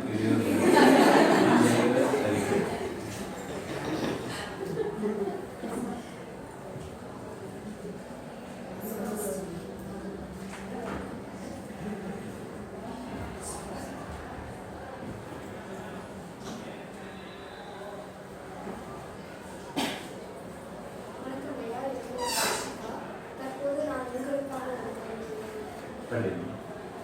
கடலூர் மாவட்டத்தில் பிறந்த கவிஞரே விருதாச்சலத்திற்கு பெருமை சேர்த்த எழுத்தாளரே, நினைவில் வைத்து பெயரை மாற்றிக்கொண்ட பாடலாசிரியரே, என் பாடல் வரிகளுக்கும் தமிழ் சொற்களுக்கு நான் அடிமை இல்லா. அடைமலையே ஓய்தாலும் உங்கள் கவிதைகளும் தமிழ் சொற்களும் ஓய்தாலும் ஆழ்ந்த தமிழ் ஓய்தாலும். நன்றி நன்றி. அது அந்த அடிமை இல்லையாங்கிற சொல்ல மட்டும் நீக்குது, உறவையான்னு சொல்லு, அந்த சொல் வேணவே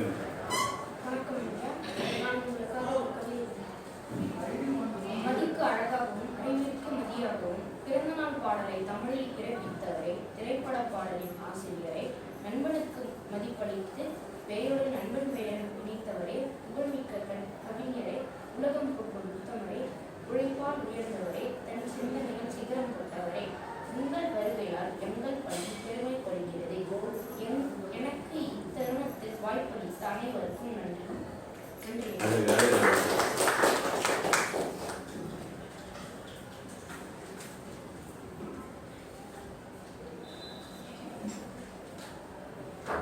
பணக்காரர் மாதிரி கை மாறிட்டே இருக்கு.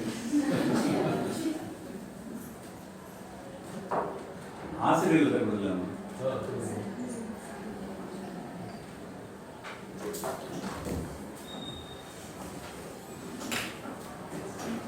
வணக்கம் ஐயா, என் பேர் சாந்தி.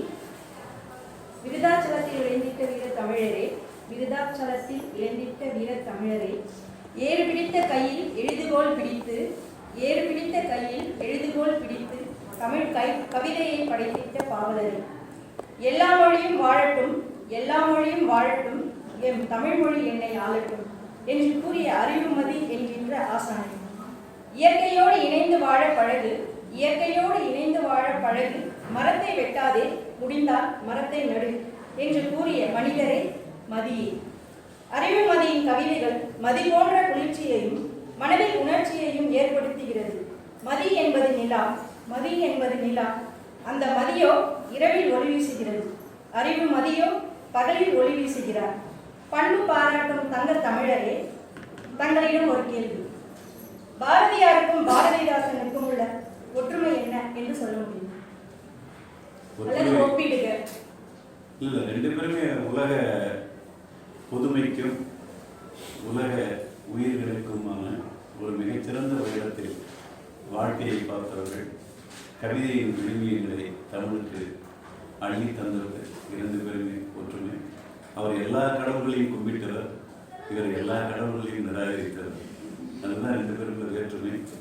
மற்றபடி பாரதியாரை பார்க்க வேண்டும் என்றால் ஒன்று பாரதிதாசன் கண்களால் பார்த்தால் தான் முழுமையாக பார்க்க முடியும். இன்னொருவர் யதுகிரி அம்மாள் என்ற அவருடைய இளமையில் பழகிய அந்த அம்மா, அவருடைய கண்களால் தான் பார்க்க வேண்டும். மற்றவருடைய கண்களால் பார்த்தால் கொஞ்சம் கொஞ்சமாகத்தான் பாரதியார் கிடைப்பார். இவருடைய கண்களால் பார்க்கின்ற போது முழுமையாக இருக்கிறது. அது அவ்வளோ அழகாக இருக்கிறார். பாரதிதாசன் பாரதியாரை பற்றி எழுதிய அந்த வரிகளெல்லாம் நீங்கள் படிக்கணும் கேட்டேன். அவர் பாரதியார் துளுக்கர் வீட்டில் போய் அந்த கடையில் போய் பொருட்களை வாங்கி கனிவாய் உண்டார் அப்படின்னு சொல்றார் பாரதிதாசன். சேரியில் நாள் முழுதும் தங்கி அவர்களோடு பழகி சாப்பிட்டு வந்தார் அப்படிங்கிறதெல்லாம் வேற யாருடைய குறிப்பில் இல்லை, பாரதிதாசன் குறிப்பில் தான். அப்ப எவ்வளவு பெரிய புரட்சியாளர். ஆனா இன்னைக்கு என்ன செய்யறோம்? இஸ்லாமியர்கள தமிழர்களுக்கு எதிரியாக மாற்றுவதற்காக ஒரு மத அடையாளத்துல ஒரு விரோதத்தை உருவாக்கணும். ஒரு குழந்தை பரதா போட்டு வந்தா அவரை பகைமையாக பார்க்க சொல்லுகிறது. யாரு? நம்மை ஆளுகிற தலைமையிலே அப்படி சொல்லுகிறது. பரதாங்கிற உடை எதற்காக ஏற்பட்டது? மதத்தின் அடையாளமாவது இல்லை. அது அரபு நாடுகள் என்ன நாடு? மணல்வெளி நாடு. இஸ்லாமிய நாடு இல்லை, அது ஒரு பாலைவன நாடு, ஒரு மணல்வெளி நாடு. அங்க அடிக்கடி என்ன வரும்? என்ன புயல் வரும்?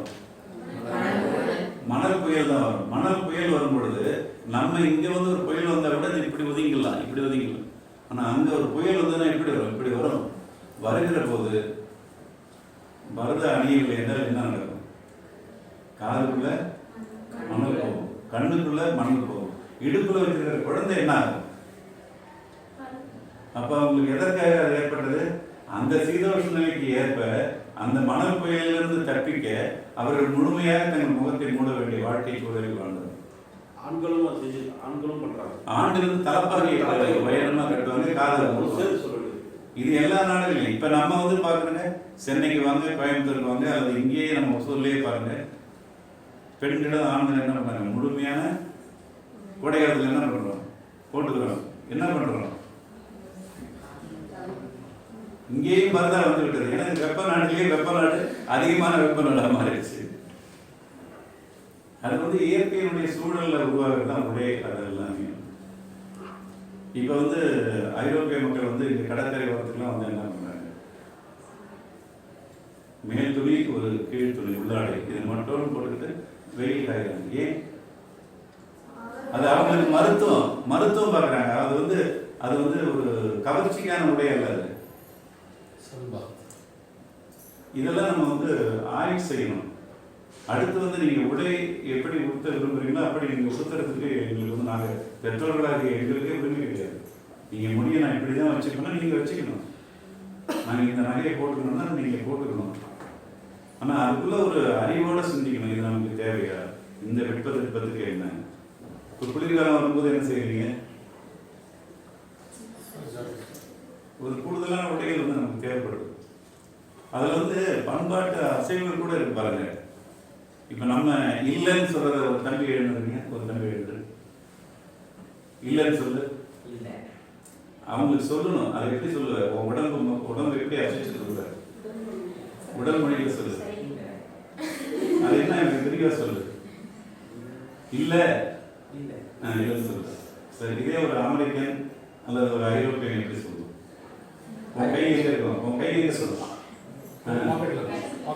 பையை பாக்கெட் வை, பையில இருக்கா, அதே ஒரு மழை. இப்ப இல்லைன்னு சொல்லு, இப்ப எது சொல்லுது, ஏன் அது சொல்லுது? நீ குளிர் நாட்டினுடைய உடல் மொழியில சொல்லும் போது நோங்கிறது வந்து இப்படி வருது. அதே வெப்ப நாட்டில் வரும்போது இல்லைன்னு சொல்லுது. ஏன்னா உன் கை வந்து மம்கி எடுத்த கை, கடப்பாறை எடுத்த கை. அப்ப என்ன செய்யும், மேடையில் பேசும்போது கூட நான் எச்சரிக்கிறேன், நான் இதை சொல்லிக் கொள்கிறேன், இப்படி பேசாம இந்த கையை மட்டும் கட்டிட்டு ஒரு பேச்சை பேச சொல்லுங்க, பேச முடியாது. அப்ப வந்து நீங்க இப்ப ஆஸ்திரேலியாவுக்கு மருத்துவம் படிக்க போனீங்கன்னா கூட அவங்களுடைய இந்த உடல் மொழி தெரிஞ்சாதான் அவங்களுக்கு மருத்துவம் படிக்கலாம். நீங்க இல்ல இந்த மொழி வச்சீங்கன்னா போட விளையாடுவாங்க. ஏன்னா அந்த மருத்துவர் வந்து அங்க சொல்லும் பொழுது, ஒரு நோயாளி சொல்லும் பொழுது அவருடைய உடல் மொழியிலிருந்து அந்த நோயை புரிஞ்சிக்கக்கூடிய அறிவும் அந்த வாழ்க்கை சூழலும் அந்த மரபு பண்பாட்டிலிருந்து கிடைக்குது. ஒரு மொழிங்கிறது அந்த மொழி மட்டும் இல்லை, அந்த உடல் மொழியில் சேர்ந்ததுதான் ஒரு மொழி. வணக்கம். வணக்கம் இது எதுக்கு சொல்றோம்,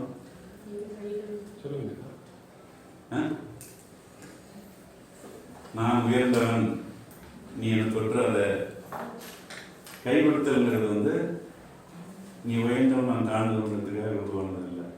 அது வந்து பொது அந்த உயர்ந்தவன் தாழ்ந்தவன் இல்லாமல் இந்த வணக்கத்துக்குள்ளேயே ஒரு சாதி பதிவு இருக்கு. புரியுதா? அதனால வந்து நீங்க வணக்கம் எடுத்தீங்கன்னா நீங்களும் தான் வணக்கம் எடுப்பீங்க. அப்போ தூரத்துலேயும் உங்களை நிற்க வச்சிடலாம்.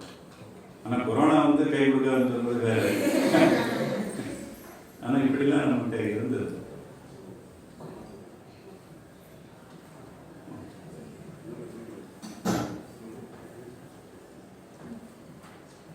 நன்றி.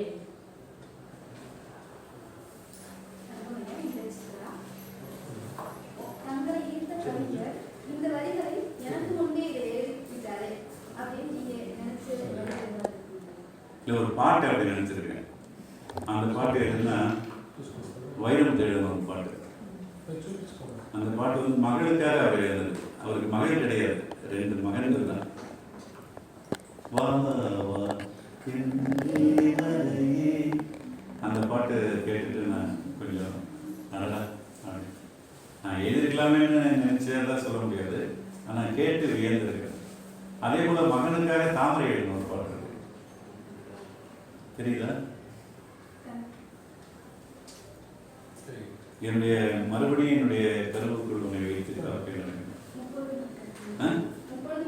முப்பொழுதும் கற்பனையில் ஒரு பாட்டு. இந்த 2 பாட்டும் எனக்கு ரொம்ப பிடிச்ச பாட்டு. ஒரு படைப்பாளனா என்னை ஏற்ற வச்ச பாடல், உறவு பாடல்கள் தான். ஆனால் அதுக்குள்ள அவங்க சிந்திச்ச சிந்தனை, அதுக்குள்ள உளவியல் இருக்கு, இலக்கிய அழகு இருக்கு, காலத்துக்கு நின்று பேசக்கூடிய ஒரு பாடல்.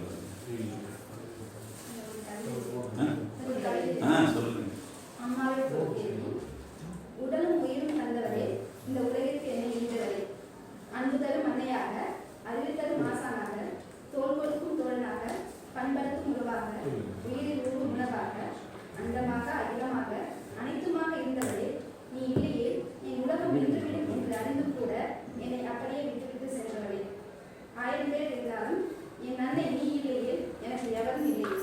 இந்த உலகம் என் தனித்தீவில் என்னை தவிக்க விட்டு சென்றதே உன்னை ஆராதிக்க ஆரம்பிக்கும் முன்பே உனக்கு வெறும் ஆரத்தி மட்டுமே எடுக்க வைப்பதற்கு தள்ளிவிட்டது ஏனோ என் அன்பு. வாழ்கிறவரை நம்ம ரொம்ப சாதாரணமாக நினைக்கிற 2 உறவு தான் அப்பா அம்மா. இழந்த பிறகுதான் அதனுடைய அந்த வழி தெரியும், அந்த பெருமை தெரியும். அதனால என்னுடைய மாணவ செல்வங்களே, நீங்கள் வாழ்கிற போதே அப்பாவையும் அம்மாவையும் அவர்களும் உங்களுக்கு அதிகமான நேரம் கொடுக்க வேண்டிய இந்த வற்புறுத்தலை செய்யுங்கள். நீங்களும் அவர்களோடு பழகுகிற நேரங்களை நழுவ வணக்கம் ஐயா, என்னுடைய பெயர் செல்வக்கணி. நான் என் தந்தையை ஆசானாக நினைத்து ஒரு கவிதை எழுதியிருக்கிறேன். மனதிற்கினிய ஆசிரியராம், தமிழ் தாய் ஈன்றெடுத்த தவ புதல்வனாம், என் தந்தை தமிழாசிரியர் தமிழ்ச்செல்வன் ஐயா அவர்களின் தாழ்பணிந்து இக்கவிதை படைக்கின்றேன். பெற்றோர் அன்பாக இட்ட பெயர் சுப்புராசு கனியே தமிழ் மொழி பற்றுதலால் தமிழ்ச்செல்வனாக மாற்றினார். பிறமொழி கலவாத செந்தமிழும் வேண்டுமென கனவு கண்டார். பயின்ற நாங்கள் அனைவரும் அவரின் சொந்த பிள்ளைகளே. மாணவர்கள் ஒவ்வொருவரின் நிலையறிந்து குறிப்பறிந்து கேட்காமலே சேவைகளை நிறைவேற்றிய ஆசானார். இலக்கியமும் அவர் வாயில் நற்கணம் ஆடும், இலக்கணமும் இலக்கியமாய் பேசும். அவர் வகுப்பெண்கள் ஆவலுடன் மாணவர்களும் கூடி வருவர் கண்ணாலே. பட்டிமன்றம் கவியரங்கம் எதுவென்றாலும் தான் முன் நிற்காது தன் மாணவர்களை அரங்கேற்றி பெரிதும் உவந்து பெருமிதம் அடைவார். தமிழையா பெற்றெடுத்த பிள்ளைகள் என்று நாங்கள் தலை நிமிர்ந்து மகிழ்ந்து சொல்வோம். தமிழ் வளர்ப்போம். நாங்கள் எல்லாருமே அப்பாவுக்கு எங்களுடைய கைத்தட்டல்களை பாராட்டுகிறோம். வருங்கால சந்ததியினருக்கு நம்ம தமிழ் மொழி என்றும் அறியாமல் இருக்கணும். அதுக்காக உங்களுடைய கருத்துக்களை எப்படி நம்ம தமிழ் மொழி வளர்க்கலாம் அது கூடித்தான் செய்யணும். அது ஒற்றை அறிவுடைய கனவு அப்படிங்கிறதுல அது தமிழனாக பிறந்த தமிழச்சியாக பிறந்த ஒவ்வொருவருக்கும் அந்த கடமை இருக்கிறது. எனவே நான் ஒரு இரவு படுப்பதற்கு முன்னதாக நான் ஒரு 5 வரிகளாவது தமிழில் பிறமொழி சொற்கள் கலக்காமல் எழுதி பழகிவிட்டு தூங்கினார் தமிழ் வெளிப்படையில். அதே போல பேசும்போது கூட நீங்கள் இப்போ கல்வி வளாகத்திலையும் சரி அல்லது வீட்டிலையும் சரி ஆங்கில சொற்களை கலக்காமல் எழுதுவேன் என நீங்கள் ஒரு பத்தியம் எடுத்துக்கொண்டு பேசினால் எழுதினால் அது வெற்றி எழுது. ஆனால் ஆங்கிலத்தில் ஆங்கிலமே முழுமையாக கலந்து எழுதுகிற போது தமிழிலும் அப்படி பேசவும் எழுதும் பழகணும். இப்போ நான் 250 திரையிசை பாடல்கள் எழுதியிருக்கிறேன். ஆங்கில சொற்கள் கலக்காமல் தான் எழுதுவேன் என்ற ஒரு உறுதிமொழியோடு தான் நான் எழுதினேன். அதனால் எனக்கு விஷயங்கள் நான் எழுதுகிறேன். ஆனால் என் தமிழை நான் இழக்காமல் இருந்திருக்கிறேன். அதுதான் என்னுடைய ஒரு பெருமிதமாக நான் நினைக்கிறேன். ஏன்னா நான் ஒரு சொல் போட்டேன்னா எனக்கு 50,000 ரூபாய் 25,000 ரூபாய். அந்த ஒரு சொல் கூட போட மாட்டேன் என்று மெட்டுக்களை திருப்பி கொடுத்தவன் நான். ஏன்னா அந்த ஒரு மொழியில் ஒரு கிண்ணம் பாலில் ஒரு சொட்டு நஞ்சு விழுந்தால் அது ஒரு சொட்டு பால் ஒரு கோலை என்ன செய்யும். அதனால அது பாடல் என்பது வளர்க்கிறவரை குடிக்கிற பால் தாய்ப்பால், வளர்ந்த பிறகு மாயில் வரை குடிக்கிற பால் இசைப்பால். அப்போ ஒரு இசை பாடல் என்பது திரை இசை பாடலாக இருக்கலாம். ஆனால் அதுவும் எப்பொழுதும் கேட்டுக்கொண்டே இருக்கிற பாடல்கள். அதற்குள் நாம் தாய்மொழியை கெடுத்துவிடக் கூடாது என்ற ஒரு முனைப்பு என்பது அது நம்ம எல்லாருக்கும் இருந்தால் நல்லது.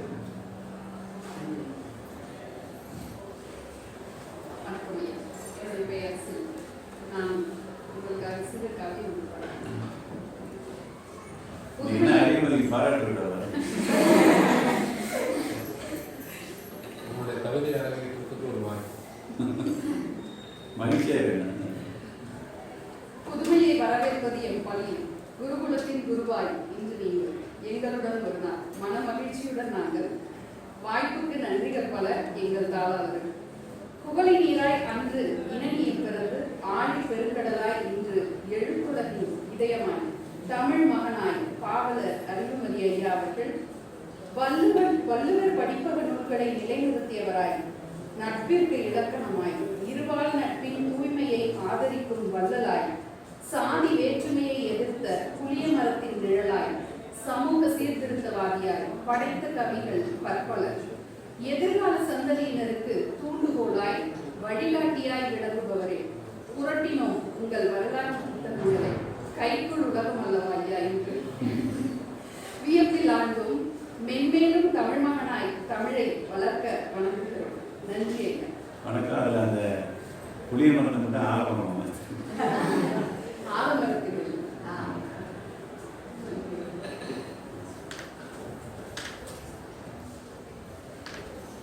வணக்கம் ஐயா.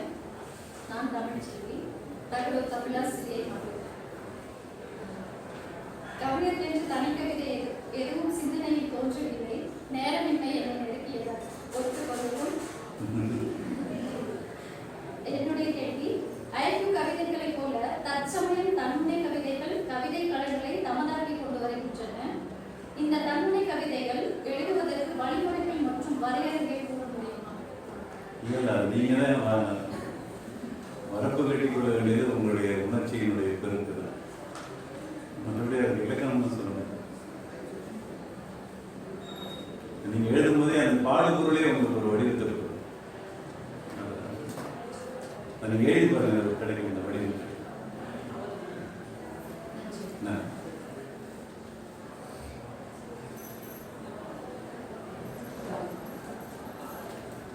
வணக்கம் ஐயா, என் பேர் ஸ்ரீ காயத்ரி. நான் இந்த பள்ளியில் தான் 12ஆம் வகுப்பு வரைக்கும் படித்தேன். இப்போ வந்து கல்லூரிக்காக நான் வெளியில் வந்துட்டேன். எனக்கு வந்து நீங்கள் வந்து நிறைய பாடல்கள் எழுதியிருக்கீங்க திரைப்படங்களில். எனக்கு அதில் வந்து ரொம்ப பிடித்த ஒரு பாடல் வந்து அந்த சிறுத்தை திரைப்படத்தில் ஆறாவது வாரியில் ஒரு தாலாட்டு பாடல் பாடிருக்கீங்க. பொதுவாக ஒரு கவிதையோ ஒரு பாடலோ அந்த பாடல் ஆசிரியர் முன்னாடியே அந்த பாடல் வந்து ஒரு பெரிய பாக்கியமாக நான் நினைக்கிறேன். அந்த மாதிரி இப்போ அந்த தாலாட்டு பாடலை உங்க முன்னாடி பாடுறதுக்கு அனுமதி இருந்தா மகிழ்ச்சி. அதே நல்ல இசை கலைஞர் கூட நல்ல பாடுங்க.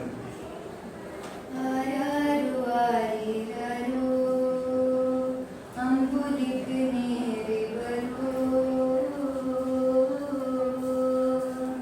தாயான தாய் வரோ, தங்களது தேரி வரோ, மூச்சுப்பட்டா நோகுமனே மூச்சடக்கி முத்தமிட்ட நிழலுப்பட்டா நோகுமனே நிலவடுங்க முத்தமிட்ட தூங்காமணி விளக்கே தூங்காம தூங்கு கண்ணே ஆசைகள் விளக்கே அசையாம தூங்கு கண்ணே ஆராரோ ஆரிரோ ஆரிரோ ஆரிரோ ஆராரோ ஆரிரோ ஆரிரோ ஆரிரோ.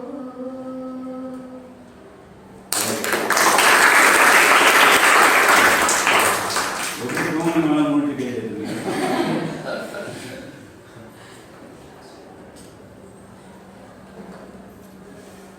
நான் என்ன எங்கெல்லாம் கேட்கல. இல்லை, நானும் கவிதை படிக்கிறேன். படி. தாய்மை பற்றி ஒரு கவிதை. திங்கள் படை என்பது சூழ் பத்து அப்படிங்கிற கவிதை. பெண்மகள் பாடலில் படித்து பெறாத பட்டமலாம் தாய். பேச்சுகளில் பலர் முடிந்த வார்த்தைகளை அலட்சியமாக்கப்படும் உள்ளதை மௌனம் பேசும் பூவொன்றை சூடிக்காட்டும் தாய்மலாம். முதல் திங்கள் உதிரம் உறைந்து சிறு உருவம் சேர்ந்தது. 2ஆம் திங்களில் அது ஒரு உயிரின் வடிவம் இருந்தது. 3ஆம் திங்களில் புவியே தன் தாயை உணர்ந்ததே.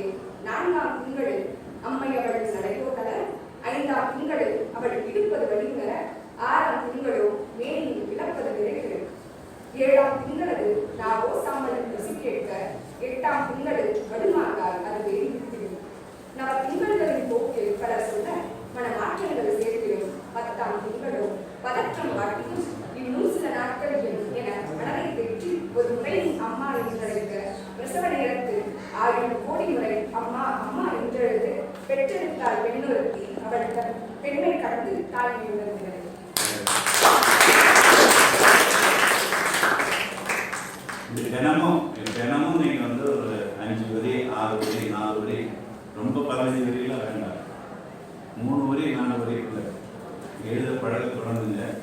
மிகச்சிறந்த கவிஞர்களாக நீங்கள் உருவாகணும். உங்கள் எல்லாருக்குமே நீங்கள் கூட்டிய நீங்கள் தேர்ந்தெடுக்கப்பட்ட மாணவர்கள் அத்தனை பேருமே ஒரு விதை நிறுத்தம் மாதிரி தான் நான் உணர்றேன்.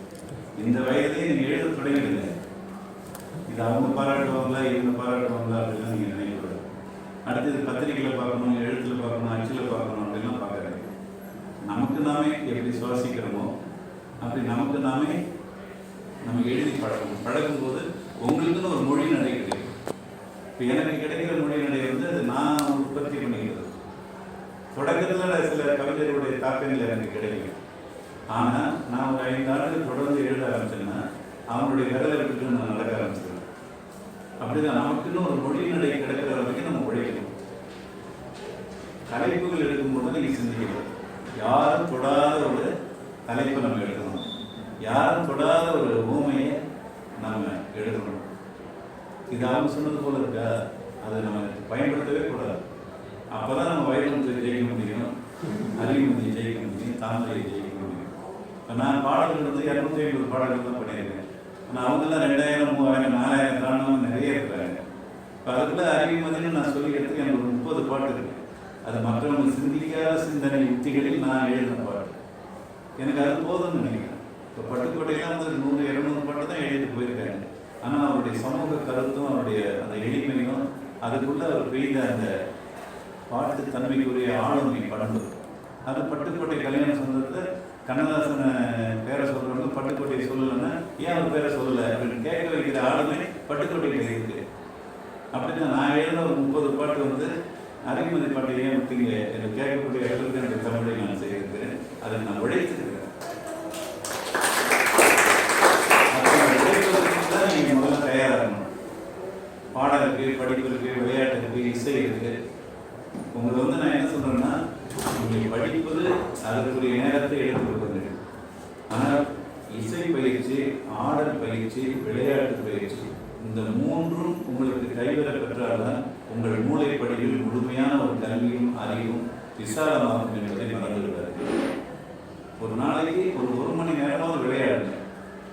உங்களுக்கு என்ன புல்லாங்குழலா அல்லது தபேலாவா அல்லது வந்து ஒரு கீபோர்டா இசை பலகையா ஏதோ ஒன்று வாங்கி வச்சுங்க. உங்கள் பெற்றோர்கிட்ட வாங்கி அல்லது இங்கேயே கூட ஒரு 20-30 இசை கருவிகள் வச்சுக்கிட்டு அதில் வந்து நீங்கள் ஓய்வு நேரத்தில் போய் உட்கார்ந்து அதை தட்டி அதை இயக்கப்படாது. நாளைக்கு வாழ்க்கையில் வந்து உங்களுக்கு பெரிய பதவி கிடைக்கலாம். ஆனால் அதில் வந்து உங்களுக்கு மன அமைதி கிடைச்சாரு. மன அழுத்தம் தான் உங்களுக்கு எல்லா படிக்கணுமே. அப்போ நீங்கள் என்ன நினைக்கணும்? ஒன்று நீங்கள் எதுவுமே பயிற்சி எடுக்கணும்னா என்ன செய்வீங்க? போய் ஒரு 4 இளையராஜா பாட்டை போட்டு அதை கேட்டுட்டு தூங்கலாம் அப்படின்னு நினைக்கிறீங்க. ஆனால் எந்த ஒரு கலையும் நீங்கள் அதை உங்களை உற்பத்தியாளர்களாக வைத்துக் கொண்டு நீங்கள் வாழத் தொடங்கினால் அதுதான் முழுமையான வெற்றியை கொடுக்கும். இப்போ எங்கேயோ ஒருத்தவங்க 10 பேர் கிரிக்கெட் விளையாடிட்டு இருக்கும்போது, மட்டைப்பந்து விளையாடிட்டு இருக்கும்போது நீங்கள் குளிரூட்டப்பட்ட அறையில் அம்மாவுக்கு நொறுக்கு திணித்து அப்படின்னு பாராட்டினீங்கன்னா விளையாடுறது உடற்பயிற்சி, அது அவனுக்கு உடல் நலனுக்கு நல்லது. நீங்கள் நொறுக்கு திணித்து குளிரூட்டப்பட்ட அறையில் கேட்டுனா நீங்கள் நோயாளிங்களா? புரியல. அப்போ நீங்கள் என்ன செய்யணும்? அவன் மட்டைப்பந்து விளையாடுறானா அதை பார்க்கறது அது ஒரு நேரம், அவ்வளோதான். ஆனால் நான் விளையாடுவேன் என்று நீங்கள் விளையாடினாலும் உங்கள் உடம்பிலிருந்து வியர்வைகள் வர விளையாடினால்தான் அது உங்களுக்கு நல்லது. விளையாட்டை வேடிக்கை பார்ப்பது நல்லது. அதை கூட நீச்சல், நீங்கள் கட்டாயம் நீச்சல் படணும். புரியுதா? இது நீர்வழியில் மிதிக்கிறத விட நீச்சலில் நீந்தது வந்து உடம்புக்கு நல்லதுங்க. அதனால் அதற்கு என்ன, இப்போ நீங்கள் உழைப்பதற்கு வராதீர்கள் என்று சொல்வதற்காக தான் பெற்றோர்கள் உங்களுக்கு அனுப்பிவிட்டேன். ஆமாம், உழைக்க வராதீர்கள். நாங்கள் வந்து வேகாத வெயிலில் கஷ்டப்பட்டோம், வேகாத வெயிலில் நின்று நாங்கள் வந்து வந்தோம். நீங்களாவது போய் நிழலில் உட்காந்து சாப்பிடுங்க மகனா மகளே அப்படின்னு சொல்கிறதுக்கு தான் அவங்க அனுப்பி வைக்கிறேன். ஆனால் அதை எதுக்காக அனுப்பி வைக்கிறேங்க? உங்களை நோயாளிகளாக ஆகுவதற்காக தான் இருக்கிறது. சரியா? அப்போ நீங்கள் நோயாளிகளாக ஆகாமல் தப்பிக்க வேண்டும் என்றால் என்ன செய்யணும்? விளையாடணும், கட்டாயம் விளையாடணும். அல்லது இந்த விடுதி வளாகத்திலோ பள்ளி வளாகத்திலோ ஒரு மணி நேரம் நல்ல துள்ளல் பாட்டு, எந்த பாட்டெல்லாம் போட்டு எல்லாரும் ஆண் பெண் எல்லாரும் சேர்ந்து ஆடுங்க. 1 மணி நேரம் வியர்வை கொட்ட ஆடி பாருங்க. போதும், நீங்க ஓட வேண்டாம், விளையாட வேண்டாம். நல்ல முதல் பாட்டை போட்டு ஆடுங்க. அது தப்புன்னு சொல்லி பள்ளி நிர்வாகம் சொல்லாதுன்னு நினைக்கிறேன். ஏன்னா அந்த பழக்கம் வந்தால் தான் நமக்கு வந்து, ஏன்னா உடல் இருந்தால் தான் எல்லாமே. இப்போ நான் வலுவாக இருக்கிற போது எழுதின கவிதைகளுக்கும் இப்போ நான் எழுதுகிற கவிதைகளுக்கும் வேறுபாடு நானே உணரேன். இல்லை, அது உணரேன். அப்போ என்னுடைய மன இயல்பை உறுதிப்படுத்திக்கணும்னு என்ன செய்யணும்? உடற்பயிற்சி வேணும். அடுத்து இசை கட்டாயம் வேணும். ஆனால் அது வந்து கேட்பவர்களாக இருக்கக்கூடாது. அந்த பாப்பா பாட சொல்லிய அதுபோல் நம்மளும் பாடலாம். எனக்கும் பாட வரும், ஆனால் நான் பயிற்சி எடுத்துக்கல. இப்போ நான் பாட்டு பாடணுமா? நான் ஒரு சிறைச்சாலைக்கு ஒரு தொழிலாளர்களுக்காக அவங்க போராட்டத்துக்கு போகும்போது நானும் உள்ள போயிட்டு 27 அவங்களுக்கு சிறைச்சாலைக்கு இருந்தேன்.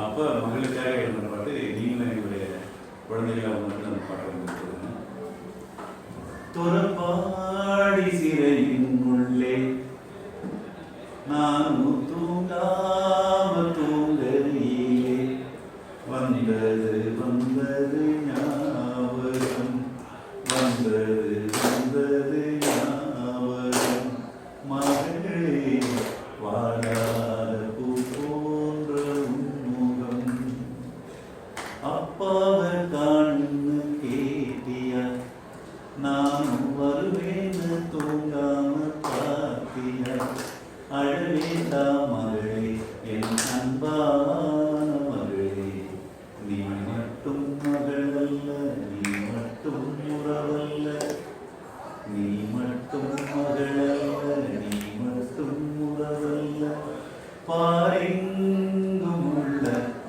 பாட்டாளி பெற்ற மகளெல்லாம் மகளே, நமக்கு உலகெல்லாம் உறவே, துறப்பாடி சிறையின் உள்ளே நாமும் தூங்காம தூங்கையிலே வந்தது வந்தது ஞாபகம், வந்தது வந்தது ஞாபகம், மகளே வாழாத பூ போல் உன்முகம்.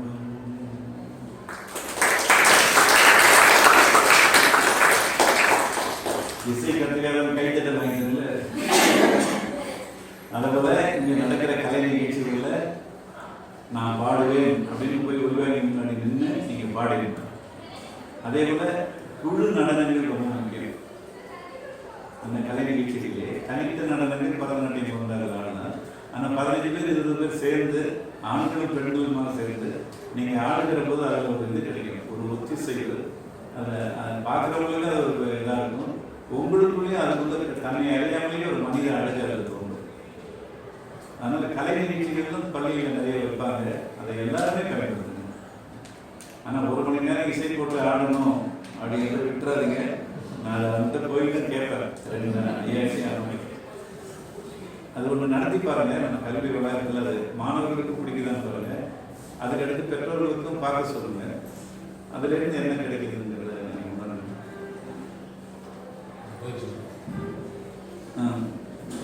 வணக்கம் ஐயா, என் பேர் சுமிதா. நீங்க சொன்னீங்களே கலைகளையும் நம்ம கத்துக்கணும்னு, அதுக்கு சான்றா விளங்குது எங்களோட பள்ளி. அதாவது எல்லா கலைகளிலும், அது ஆடல், பாடல், கவிதை எழுதுறதாகட்டும், கட்டுரை எழுதுறதாகட்டும், விளையாட்டுகளாகட்டும், பாட்டு கத்துக்கிறதுலையாகட்டும், எங்க ஸ்கூல் வந்து ஒசூர் பகுதியில நம்ம பள்ளி வந்து முதன்மையிடமா இருக்குன்றதை நான் மகிழ்ச்சியோடு தெரிவித்துக் கொள்கிறேன். அதுக்கு வந்து எங்களோட பிரின்சிபல் மேமும் கரஸ்பாண்டன்ட் சார் கொடுக்குற ஊக்குவம் தான். So it is a proud. கண்டிப்பாக கண்டிப்பாக. அப்புறம் நீங்கள் இன்னொரு கருத்து ஒன்று சொன்னீங்க, பெரியவங்க கிட்ட வந்து அறிவுரை கேட்காதீங்கன்னு. ஆனால் இன்னைக்கு நீங்கள் பேசின பேச்சில் வந்து நிறைய அறிவுரைகள் சொன்னீங்க. அது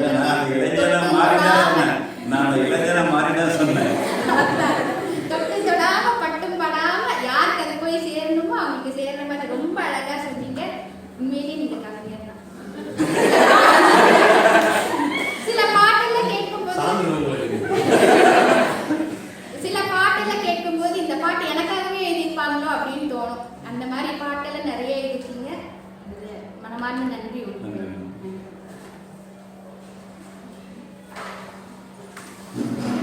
வணக்கம் ஐயா, என்னுடைய பேர் சக்தி சங்கீதா. என்னுடைய கேள்வி வந்து உங்களுக்கு புத்தகத்தின் பங்கு உங்கள் வாழ்வில் இன்றளவு. அதான் நூலகம் தான் என்னுடைய பங்கு. அது எவ்வளோ தூரம் நீங்கள் எடுத்து போனீங்க அப்படிங்கிறது நீங்கள் இல்லை, அப்பாவின் நூலகம் தான் என்னை வளர்த்தது. அதற்கு அடுத்து வந்து புத்தக கண்காட்சிகளில் அதிக நாட்கள் செலவழிக்கிற ஒரு மனோபாவம் எனக்கு அப்பாவால் கிடைத்தது. நான் எங்கள் அண்ணனுக்கு வந்து நெய்வேலியில் வேலை பார்த்தாங்க. அப்போ அவங்க வந்து 90 ரூபாய் தான் அவங்க சம்பளம். அது அண்ணாமலையில் படிக்கும்போது 60 ரூபாய் நான் இதழ்கள் வாங்குவதற்காகவே எனக்கு பணம் கொடுத்து என்னை படிக்க வச்சேன் எங்கள் அண்ணன். இந்த இடத்துல அவரையும் நான் நிறைய சொல்லிக்கணும். அண்ணாமலை பல்கலைக்கழக நூலகங்களில் நாங்கள் அதிகமாக படித்தோம். அதில் வந்து மணிவாசகர் நூலகம் சாமியை பேராசிரியர் அவர் வந்து எங்களுடைய வகுப்பில் வந்து அந்த விடுமுறை வந்து ஒரு நாள் 2 நாளுக்கு முன்னாடியே வந்துட்டு இந்த விடுமுறையில் நீங்கள் படிக்க வேண்டிய நூல்கள் அப்படின்னு நாவல்கள், சிறுகதைகள், ஆய்வு கட்டுரைகள், அந்த நூல்கள்லாம் பட்டியல் போட்டு எங்களுக்கு குறிச்சிகள் அப்படின்னு சொல்லுவார். நாங்கள் போட்டி போட்டு போய் நூலகத்தில் எடுப்போம். அப்படி எடுத்துகிட்டு போய் 2000 பக்கம் 4000 பக்கம் 3000 பக்கம் படித்த அந்த விடுமுறை நாட்களில் நீங்கள் படிக்க வைத்த பேராசிரியர். அதனால் நம்ம படிக்கணும். முதல்ல வந்து படித்து குடிச்சிக்கிட்டே இருக்கணும். ஒரு படைப்பாளையமாவதற்கும் ஆய்வாளராகவும் நம்ம உலகத்தையும் படிக்கணும். முக்கியமாக செய்தித்தாள்கள் படிக்கணும். இன்னைக்கு யாரெல்லாம் ஹிந்து ஆங்கில பத்திரிகை வச்சுருக்கீங்க? கை கொடுங்க. இந்த மௌனம் ஆதாரம். இந்தியன் எக்ஸ்பிரஸ், ஹிந்து அதை படிங்க. தமிழ் இந்து, தினத்தந்தி, இது போல ஒரு 3-4 பத்திரிகைகள் வந்து நம்ம காலையில் பள்ளி வளாகத்திற்கு வருவதற்குள்ளாக நம்ம படிச்சுக்கணும். சரியா? அப்புறம் சிறந்த சிறுகதை நூல்கள் நிறைய இருக்கு. அதில் வந்து உங்களுக்கு எது பிடிக்குதோ அப்படிங்கிற மாதிரி அந்த பக்குவத்துக்கான நூல்கள் வந்து அவங்க ஆசிரியர் தான் ஐயா அவங்க தெரிஞ்சது. இந்த புத்தக நிகழ்ச்சியில் கூட நீங்கள் என்னுடைய பங்களிப்பாக நான் ஒரு 3-4 புத்தகங்களை வாங்கி கண்மணிகளிடம் சிவகுமாரிகளிடம் கொடுத்துருக்கேன். இந்த பள்ளிகளில் நான் 5 நூல்கள் வாங்கி கொடுத்துட்டு போவேன். கட்டாயம் படிக்கிறேன். நான் கொடுக்குற அந்த கதை நூல்களை தான் கொடுக்க விரும்புகிறேன். உங்கள் கையை விட்டு கொடுக்க வேண்டும். கட்டாயம் படி நிறைய படிக்கணும். ஆனால் நான் இங்கே வந்து உங்களுக்கு வந்து கவிதை பட்டறைக்குன்னே வர போகிறேன். அப்போ நீங்கள் மட்டுமா அல்லது உங்களிலே குறைந்தவர்களா அல்லது இன்னும் கொஞ்சம் கூடி வருவாங்களான்னு தெரியாது. நான் ஒரு அரை நாள் அல்லது ஒரு நாள் கூட உங்களோடு நான் வருகிறேன். வந்து நான் சில முக்கியமான கவிதைகள் உதாரணங்களுக்குரிய கவிதைகளை நான் குறிப்பெடுத்து கொண்டு வந்து உங்களோட ஒரு நாள் இருக்கிறேன். காலையில் வந்து உங்களுக்கு வகுப்பு எடுக்கிறேன். மதியம் சாப்பிட்றதுக்கு முன்னாடி ஒரு தலைப்பு கொடுத்துருவேன். நீங்கள் வந்து 5 மணி வரைக்கும் எழுதலாம். 7லேருந்து 6 மணிக்கு எங்கள்கிட்ட கொடுங்க. அதில் வந்து யார் யார் பரிசு பெறுறாங்களோ அவங்களுக்கு நாங்கள் நல்ல நூல்கள் பரிசு கொடுத்துட்டு வரோம். தயாராக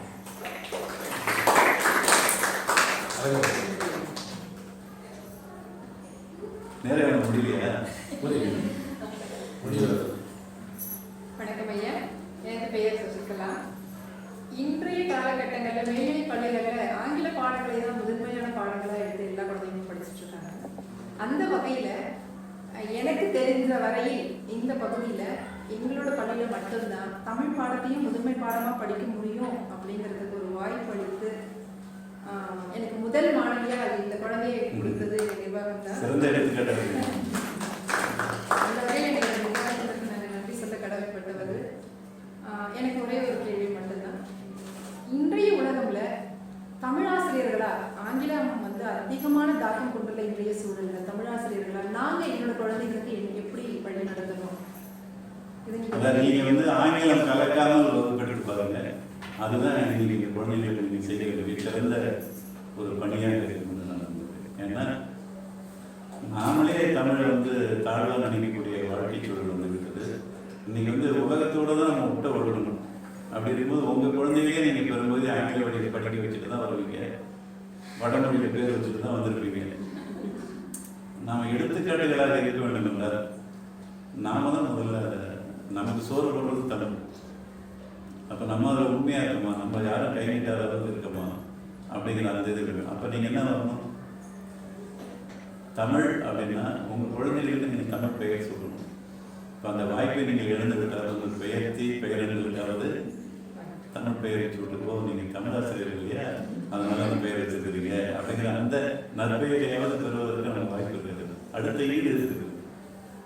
அதே போல் பேசுகிற போது இரவு இருக்கு, ராத்திரி கூட இருக்கு. ஆனால் நைட்டுங்கிற சொல்ல வகுப்புல சொல்லாத தமிழாசிரியர்கள் சரி.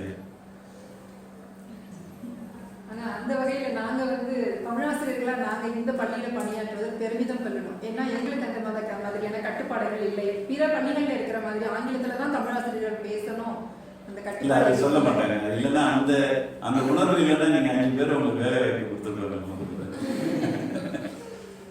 நீங்கள் 5 பேர் பேசும்போதாவது தமிழில் பேசுங்க. நிர்பந்தப்படுத்தணும், பண்ண தமிழ் வேண்டாம். அது வேண்டாம். அதே போல இன்னொன்று நமக்கு எனக்கே கூட நான் பேசும்போது கூட நீங்கள் பார்த்துக்கலாம், நமக்கு வட சொற்கள் தமிழ் சொற்களாகவே மாற்றி பேசுகிற பழக்கம் அதுவும் பொதுவாக இருக்கு. அதில் கூட நம்ம தூய தமிழ் சொற்கள் அவங்க கேட்டாங்கன்னா நம்ம சொல்றதுக்கு தயாராக இருக்கணும். அதுக்கு நமக்கு நினைவாற்றலே சொல்லணுங்கிற அவசியம் இல்லை. எடுத்து பார்த்தா அது இருக்கு. இன்னைக்கு புலனம்னா வாட்ஸ்அப்புக்கு சொல்கிறாங்க. இப்போ அதை போல ஒவ்வொரு சொல்லுக்கும் தமிழில் கண்டெடுத்துருக்காங்க. இப்போ நம்ம டிவின்னு சொல்ல வேண்டிய அவசியம் இல்லை, தொலைக்காட்சி இருந்துச்சு, பேருந்து நிறுத்தம்னு சொல்கிறது. அந்த புழக்கத்தை நம்ம அதை அதிகமாக கொண்டு வந்தது தான் சரியாக இருக்கும். அதுக்கு நீங்கள் உங்களுடைய கடமை. ஏன்னா 90 விழுக்காடு ஆங்கிலத்தில் இருக்கும்பொழுது நம்மகிட்ட அவங்க வர்றது சிரமம். ஆனால் ஆறுதல் தேடி அவர் வருகிற இடம் தமிழாசிரியர்கள்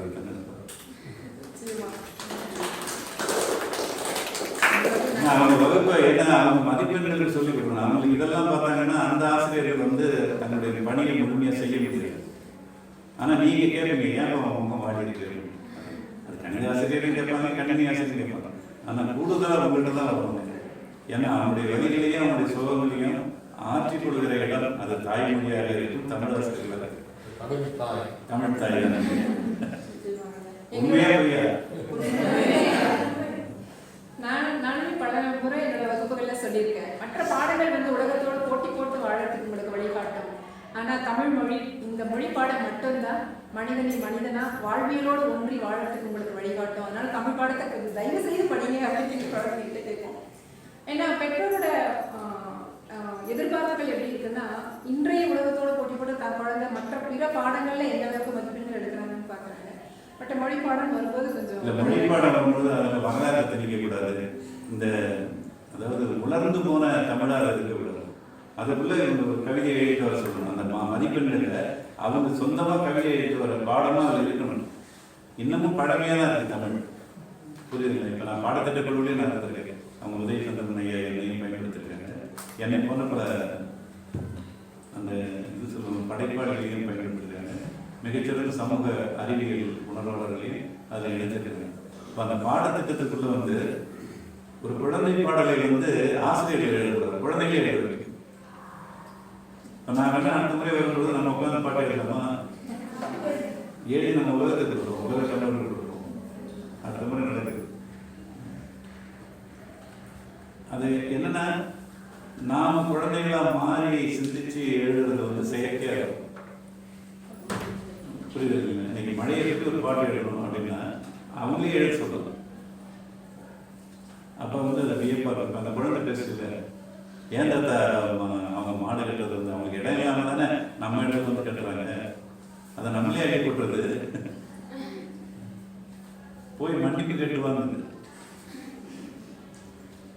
அப்போ நம்ம அவங்களுக்குள்ள இருக்கிற அந்த படைப்பிலைக்கு ஊற்று இருக்குங்களா, அதை நம்ம வாங்க தெரியும்.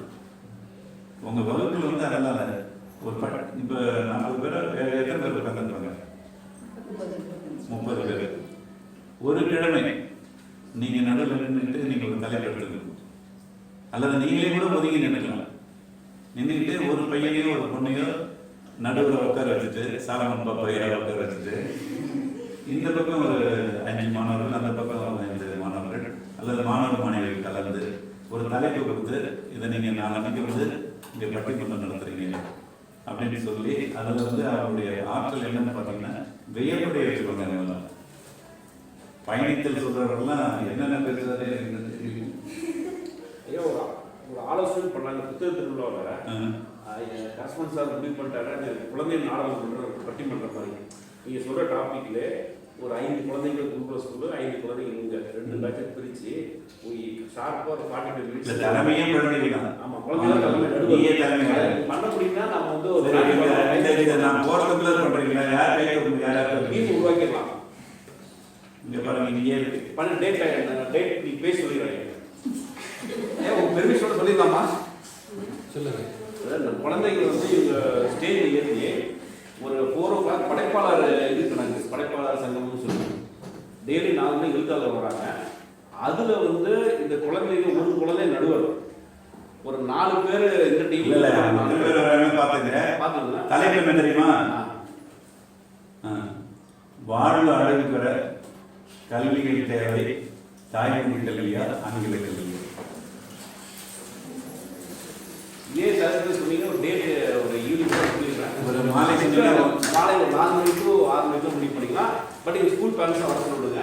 வந்தாலும் நம்ம உடனே டேட் நான் டைம் 4 to 6 முடிச்சிடுற மாதிரி பண்ண முடியுமான்னு பாருங்க. வாழ்வு சிறக்க கல்விக்கு தேவை, தாய்மொழி கல்வியா? மேடம் பயப்படாதீங்க, பசங்க பண்ணுவாங்க. நீங்கள் ஓகே, நீங்கள் ஸ்டேட் ஏற்றுக்காது. ஒவ்வொரு வருஷமும் பசங்க வந்துடுவாங்க. நீங்கள் வந்து யோசிச்சிங்க நடக்காது. அவங்க சொன்ன நீங்கள் தயங்காதீங்க, நீங்கள் வெளில வந்துருங்க. இல்லை, அவங்களுக்கு தயக்கம் இல்லை.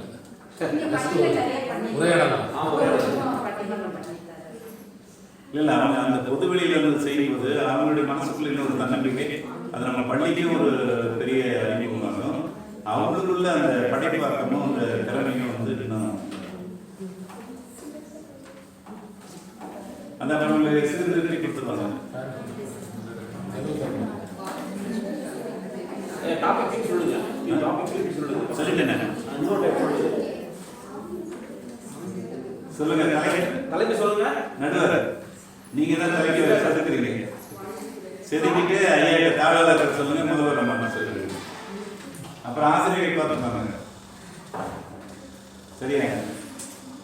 வெற்றி நம்மளுடைய இந்த கலந்துரையாடலுங்கிறது இதை பற்றி கவிதையை எழுதணும். நான் சிலதான் சொல்லிட்டு இருக்கேன். அடுத்த முறை வந்து இந்த நிறைய சொல்லிட்டு போகிறேன். இதுவே நீங்கள் எழுதலாம். வாழ்வு சிறக்க ஆங்கில மொழியா அம்மாவின் மொழியா? ஆங்கில மொழியா அம்மாவின் மொழியா? அம்மாவின் மொழியா கூட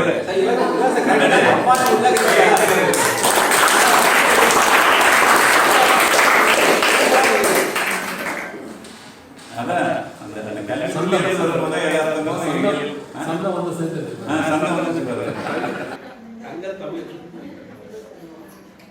நான் இப்ப அந்த தலைப்பு உயிர் தமிழ்னு வச்சிருக்கேன். தங்க தமிழ் மாதிரி பசிக்குதா எல்லாருக்கும்? ஆமாங்க ஐயா. யாரு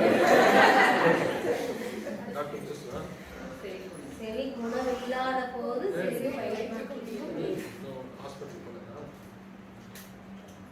ஆங்கில ஆர்வம் அதிகமாக இருக்கிற இன்றைய சூழல்ல தமிழ் மொழிக்கென இவ்வளோ நேரத்தை ஒதுக்கி எங்களோட இருந்ததுக்கு எங்களோட தமிழ் துறை சார்பிலும் உங்கள் அனைவர் சார்பிலும் இல்லை, இவ்வளவு நேரம் கொடுத்ததுக்கு உங்களுக்கு தான் நாங்கள் நன்றி சொல்லணும். அறிவியல் அடித்தளத்துலையும் சொல்கிறேன், புத்தக கண்காட்சி சார்பிலையும். நான் வந்து ஏதோ ஒரு பார்வையாளராக தான் வரேன்னு நினச்சேன். ஆனால் இவ்வளோ குழந்தைகளோடு என்னை அந்த பயன்பாட்டை உருவாக்குனது நீங்கள் தான். அதனால் தாளாளருக்கும் முதல்வருக்கும் முதல்ல என்னுடைய மகிழ்ச்சி. அதுக்கு அழைச்சிட்டு வந்த கண்மணிக்கும் சிவகுமார் ஐயாவுக்கும் அவங்களுடைய செல்லங்களுக்கும் என்னுடைய ஐயா, நீங்க எழுதின பாடல்கள்ல சேது படத்துல எனக்கு வந்து எங்கே செல்லும் இந்த பாதை ரொம்ப பிடிக்கும். எங்களுக்காக நீங்க ஒரு 2 வரி பாட முடியுமா? அதை அவர் நான் எழுதி முடிச்ச பிறகு ஐயா போய் பாடிட்டு வந்தார். இளையராஜா போய் பாடிட்டு வந்தார். நீங்கள் உட்கார்றா அப்படின்னு சொல்லி அந்த இசை பதிவகத்தில் அந்த பொறியாளரோட நானும் உட்காந்துருக்கேன். ஐயா வந்து ஒரு 15 நிமிடத்தில் பாடிட்டாங்க அந்த பாட்டை. பாடிட்டு வராங்க. இப்படி அவர் திறக்கும் போது நான் இப்படி உட்காந்துருக்கேன். என்ன அப்படிங்கிறாரு. என்ன நிமிர்ந்து அப்படி குறகுலன்னு கண்ணீர் வருது. உடனே என்ன அப்படிங்கிறாரு. இது என் பாட்டு இல்லை, இது உங்கள் பாட்டு தான் அப்படிங்கிறார். ஏய், நீ தானே எழுதுன அப்படிங்கிறாரு. இல்லை, இந்த பாட்டு புகழ் பெற போகுது என்னுடைய வரிகளுக்காக இல்லை, உங்களுடைய அந்த குரலுக்காக தான் அப்படின்னு சொன்னேன். ஏன்னா அவருடைய குரல் அது ஒரு அற்புதமாக இருக்கும். அது ஒரு தமிழ் தொன்மம் மூறிய குரல். அது அப்படி அவரை பாடின அந்த அழகு, அதை நேரடியாக உட்கார்ந்து பார்த்த அந்த அனுபவம் தான் எனக்கு. ஆனால் எனக்கு அதெல்லாம் அந்த அவங்களுடைய அந்த இதோட நுணுக்கங்களோட பாட வராது. எங்கே செல்லும் இந்த பாதை யாரோ யாரோ யாரோ அறிவார். நேரத்திலே நான் புத்தக கண்காட்சிக்கு செல்லவே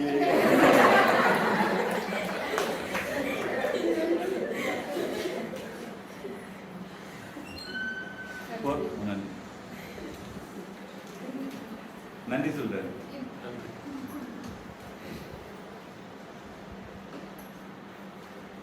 ஒரு மனிதனுக்குள் இத்தனை நிலைகளா என வியப்பூட்டும் வகையில் உங்கள் அன்பையும் பண்பையும் அறிவையும் ஆற்றலையும் தமிழ் பற்றினையும் கவிபாடும் திறனையும் கண்டு வியக்கிறோம். இவை அனைத்தையும் எமக்கு அளித்தமைக்கும் உங்களது பொன்னான நேரத்தை எங்களோடு பகிர்ந்து கொண்டமைக்கும் நன்றி என்ற ஒற்றை வார்த்தை போதவில்லை ஐயா. நீங்கள் கூறியது போலவே 8 திக்கும் உங்கள் புகழ் உயர்ந்திட வாழ்த்து கூற வயதில்லை. வணங்குகிறோம் ஐயா. நன்றி.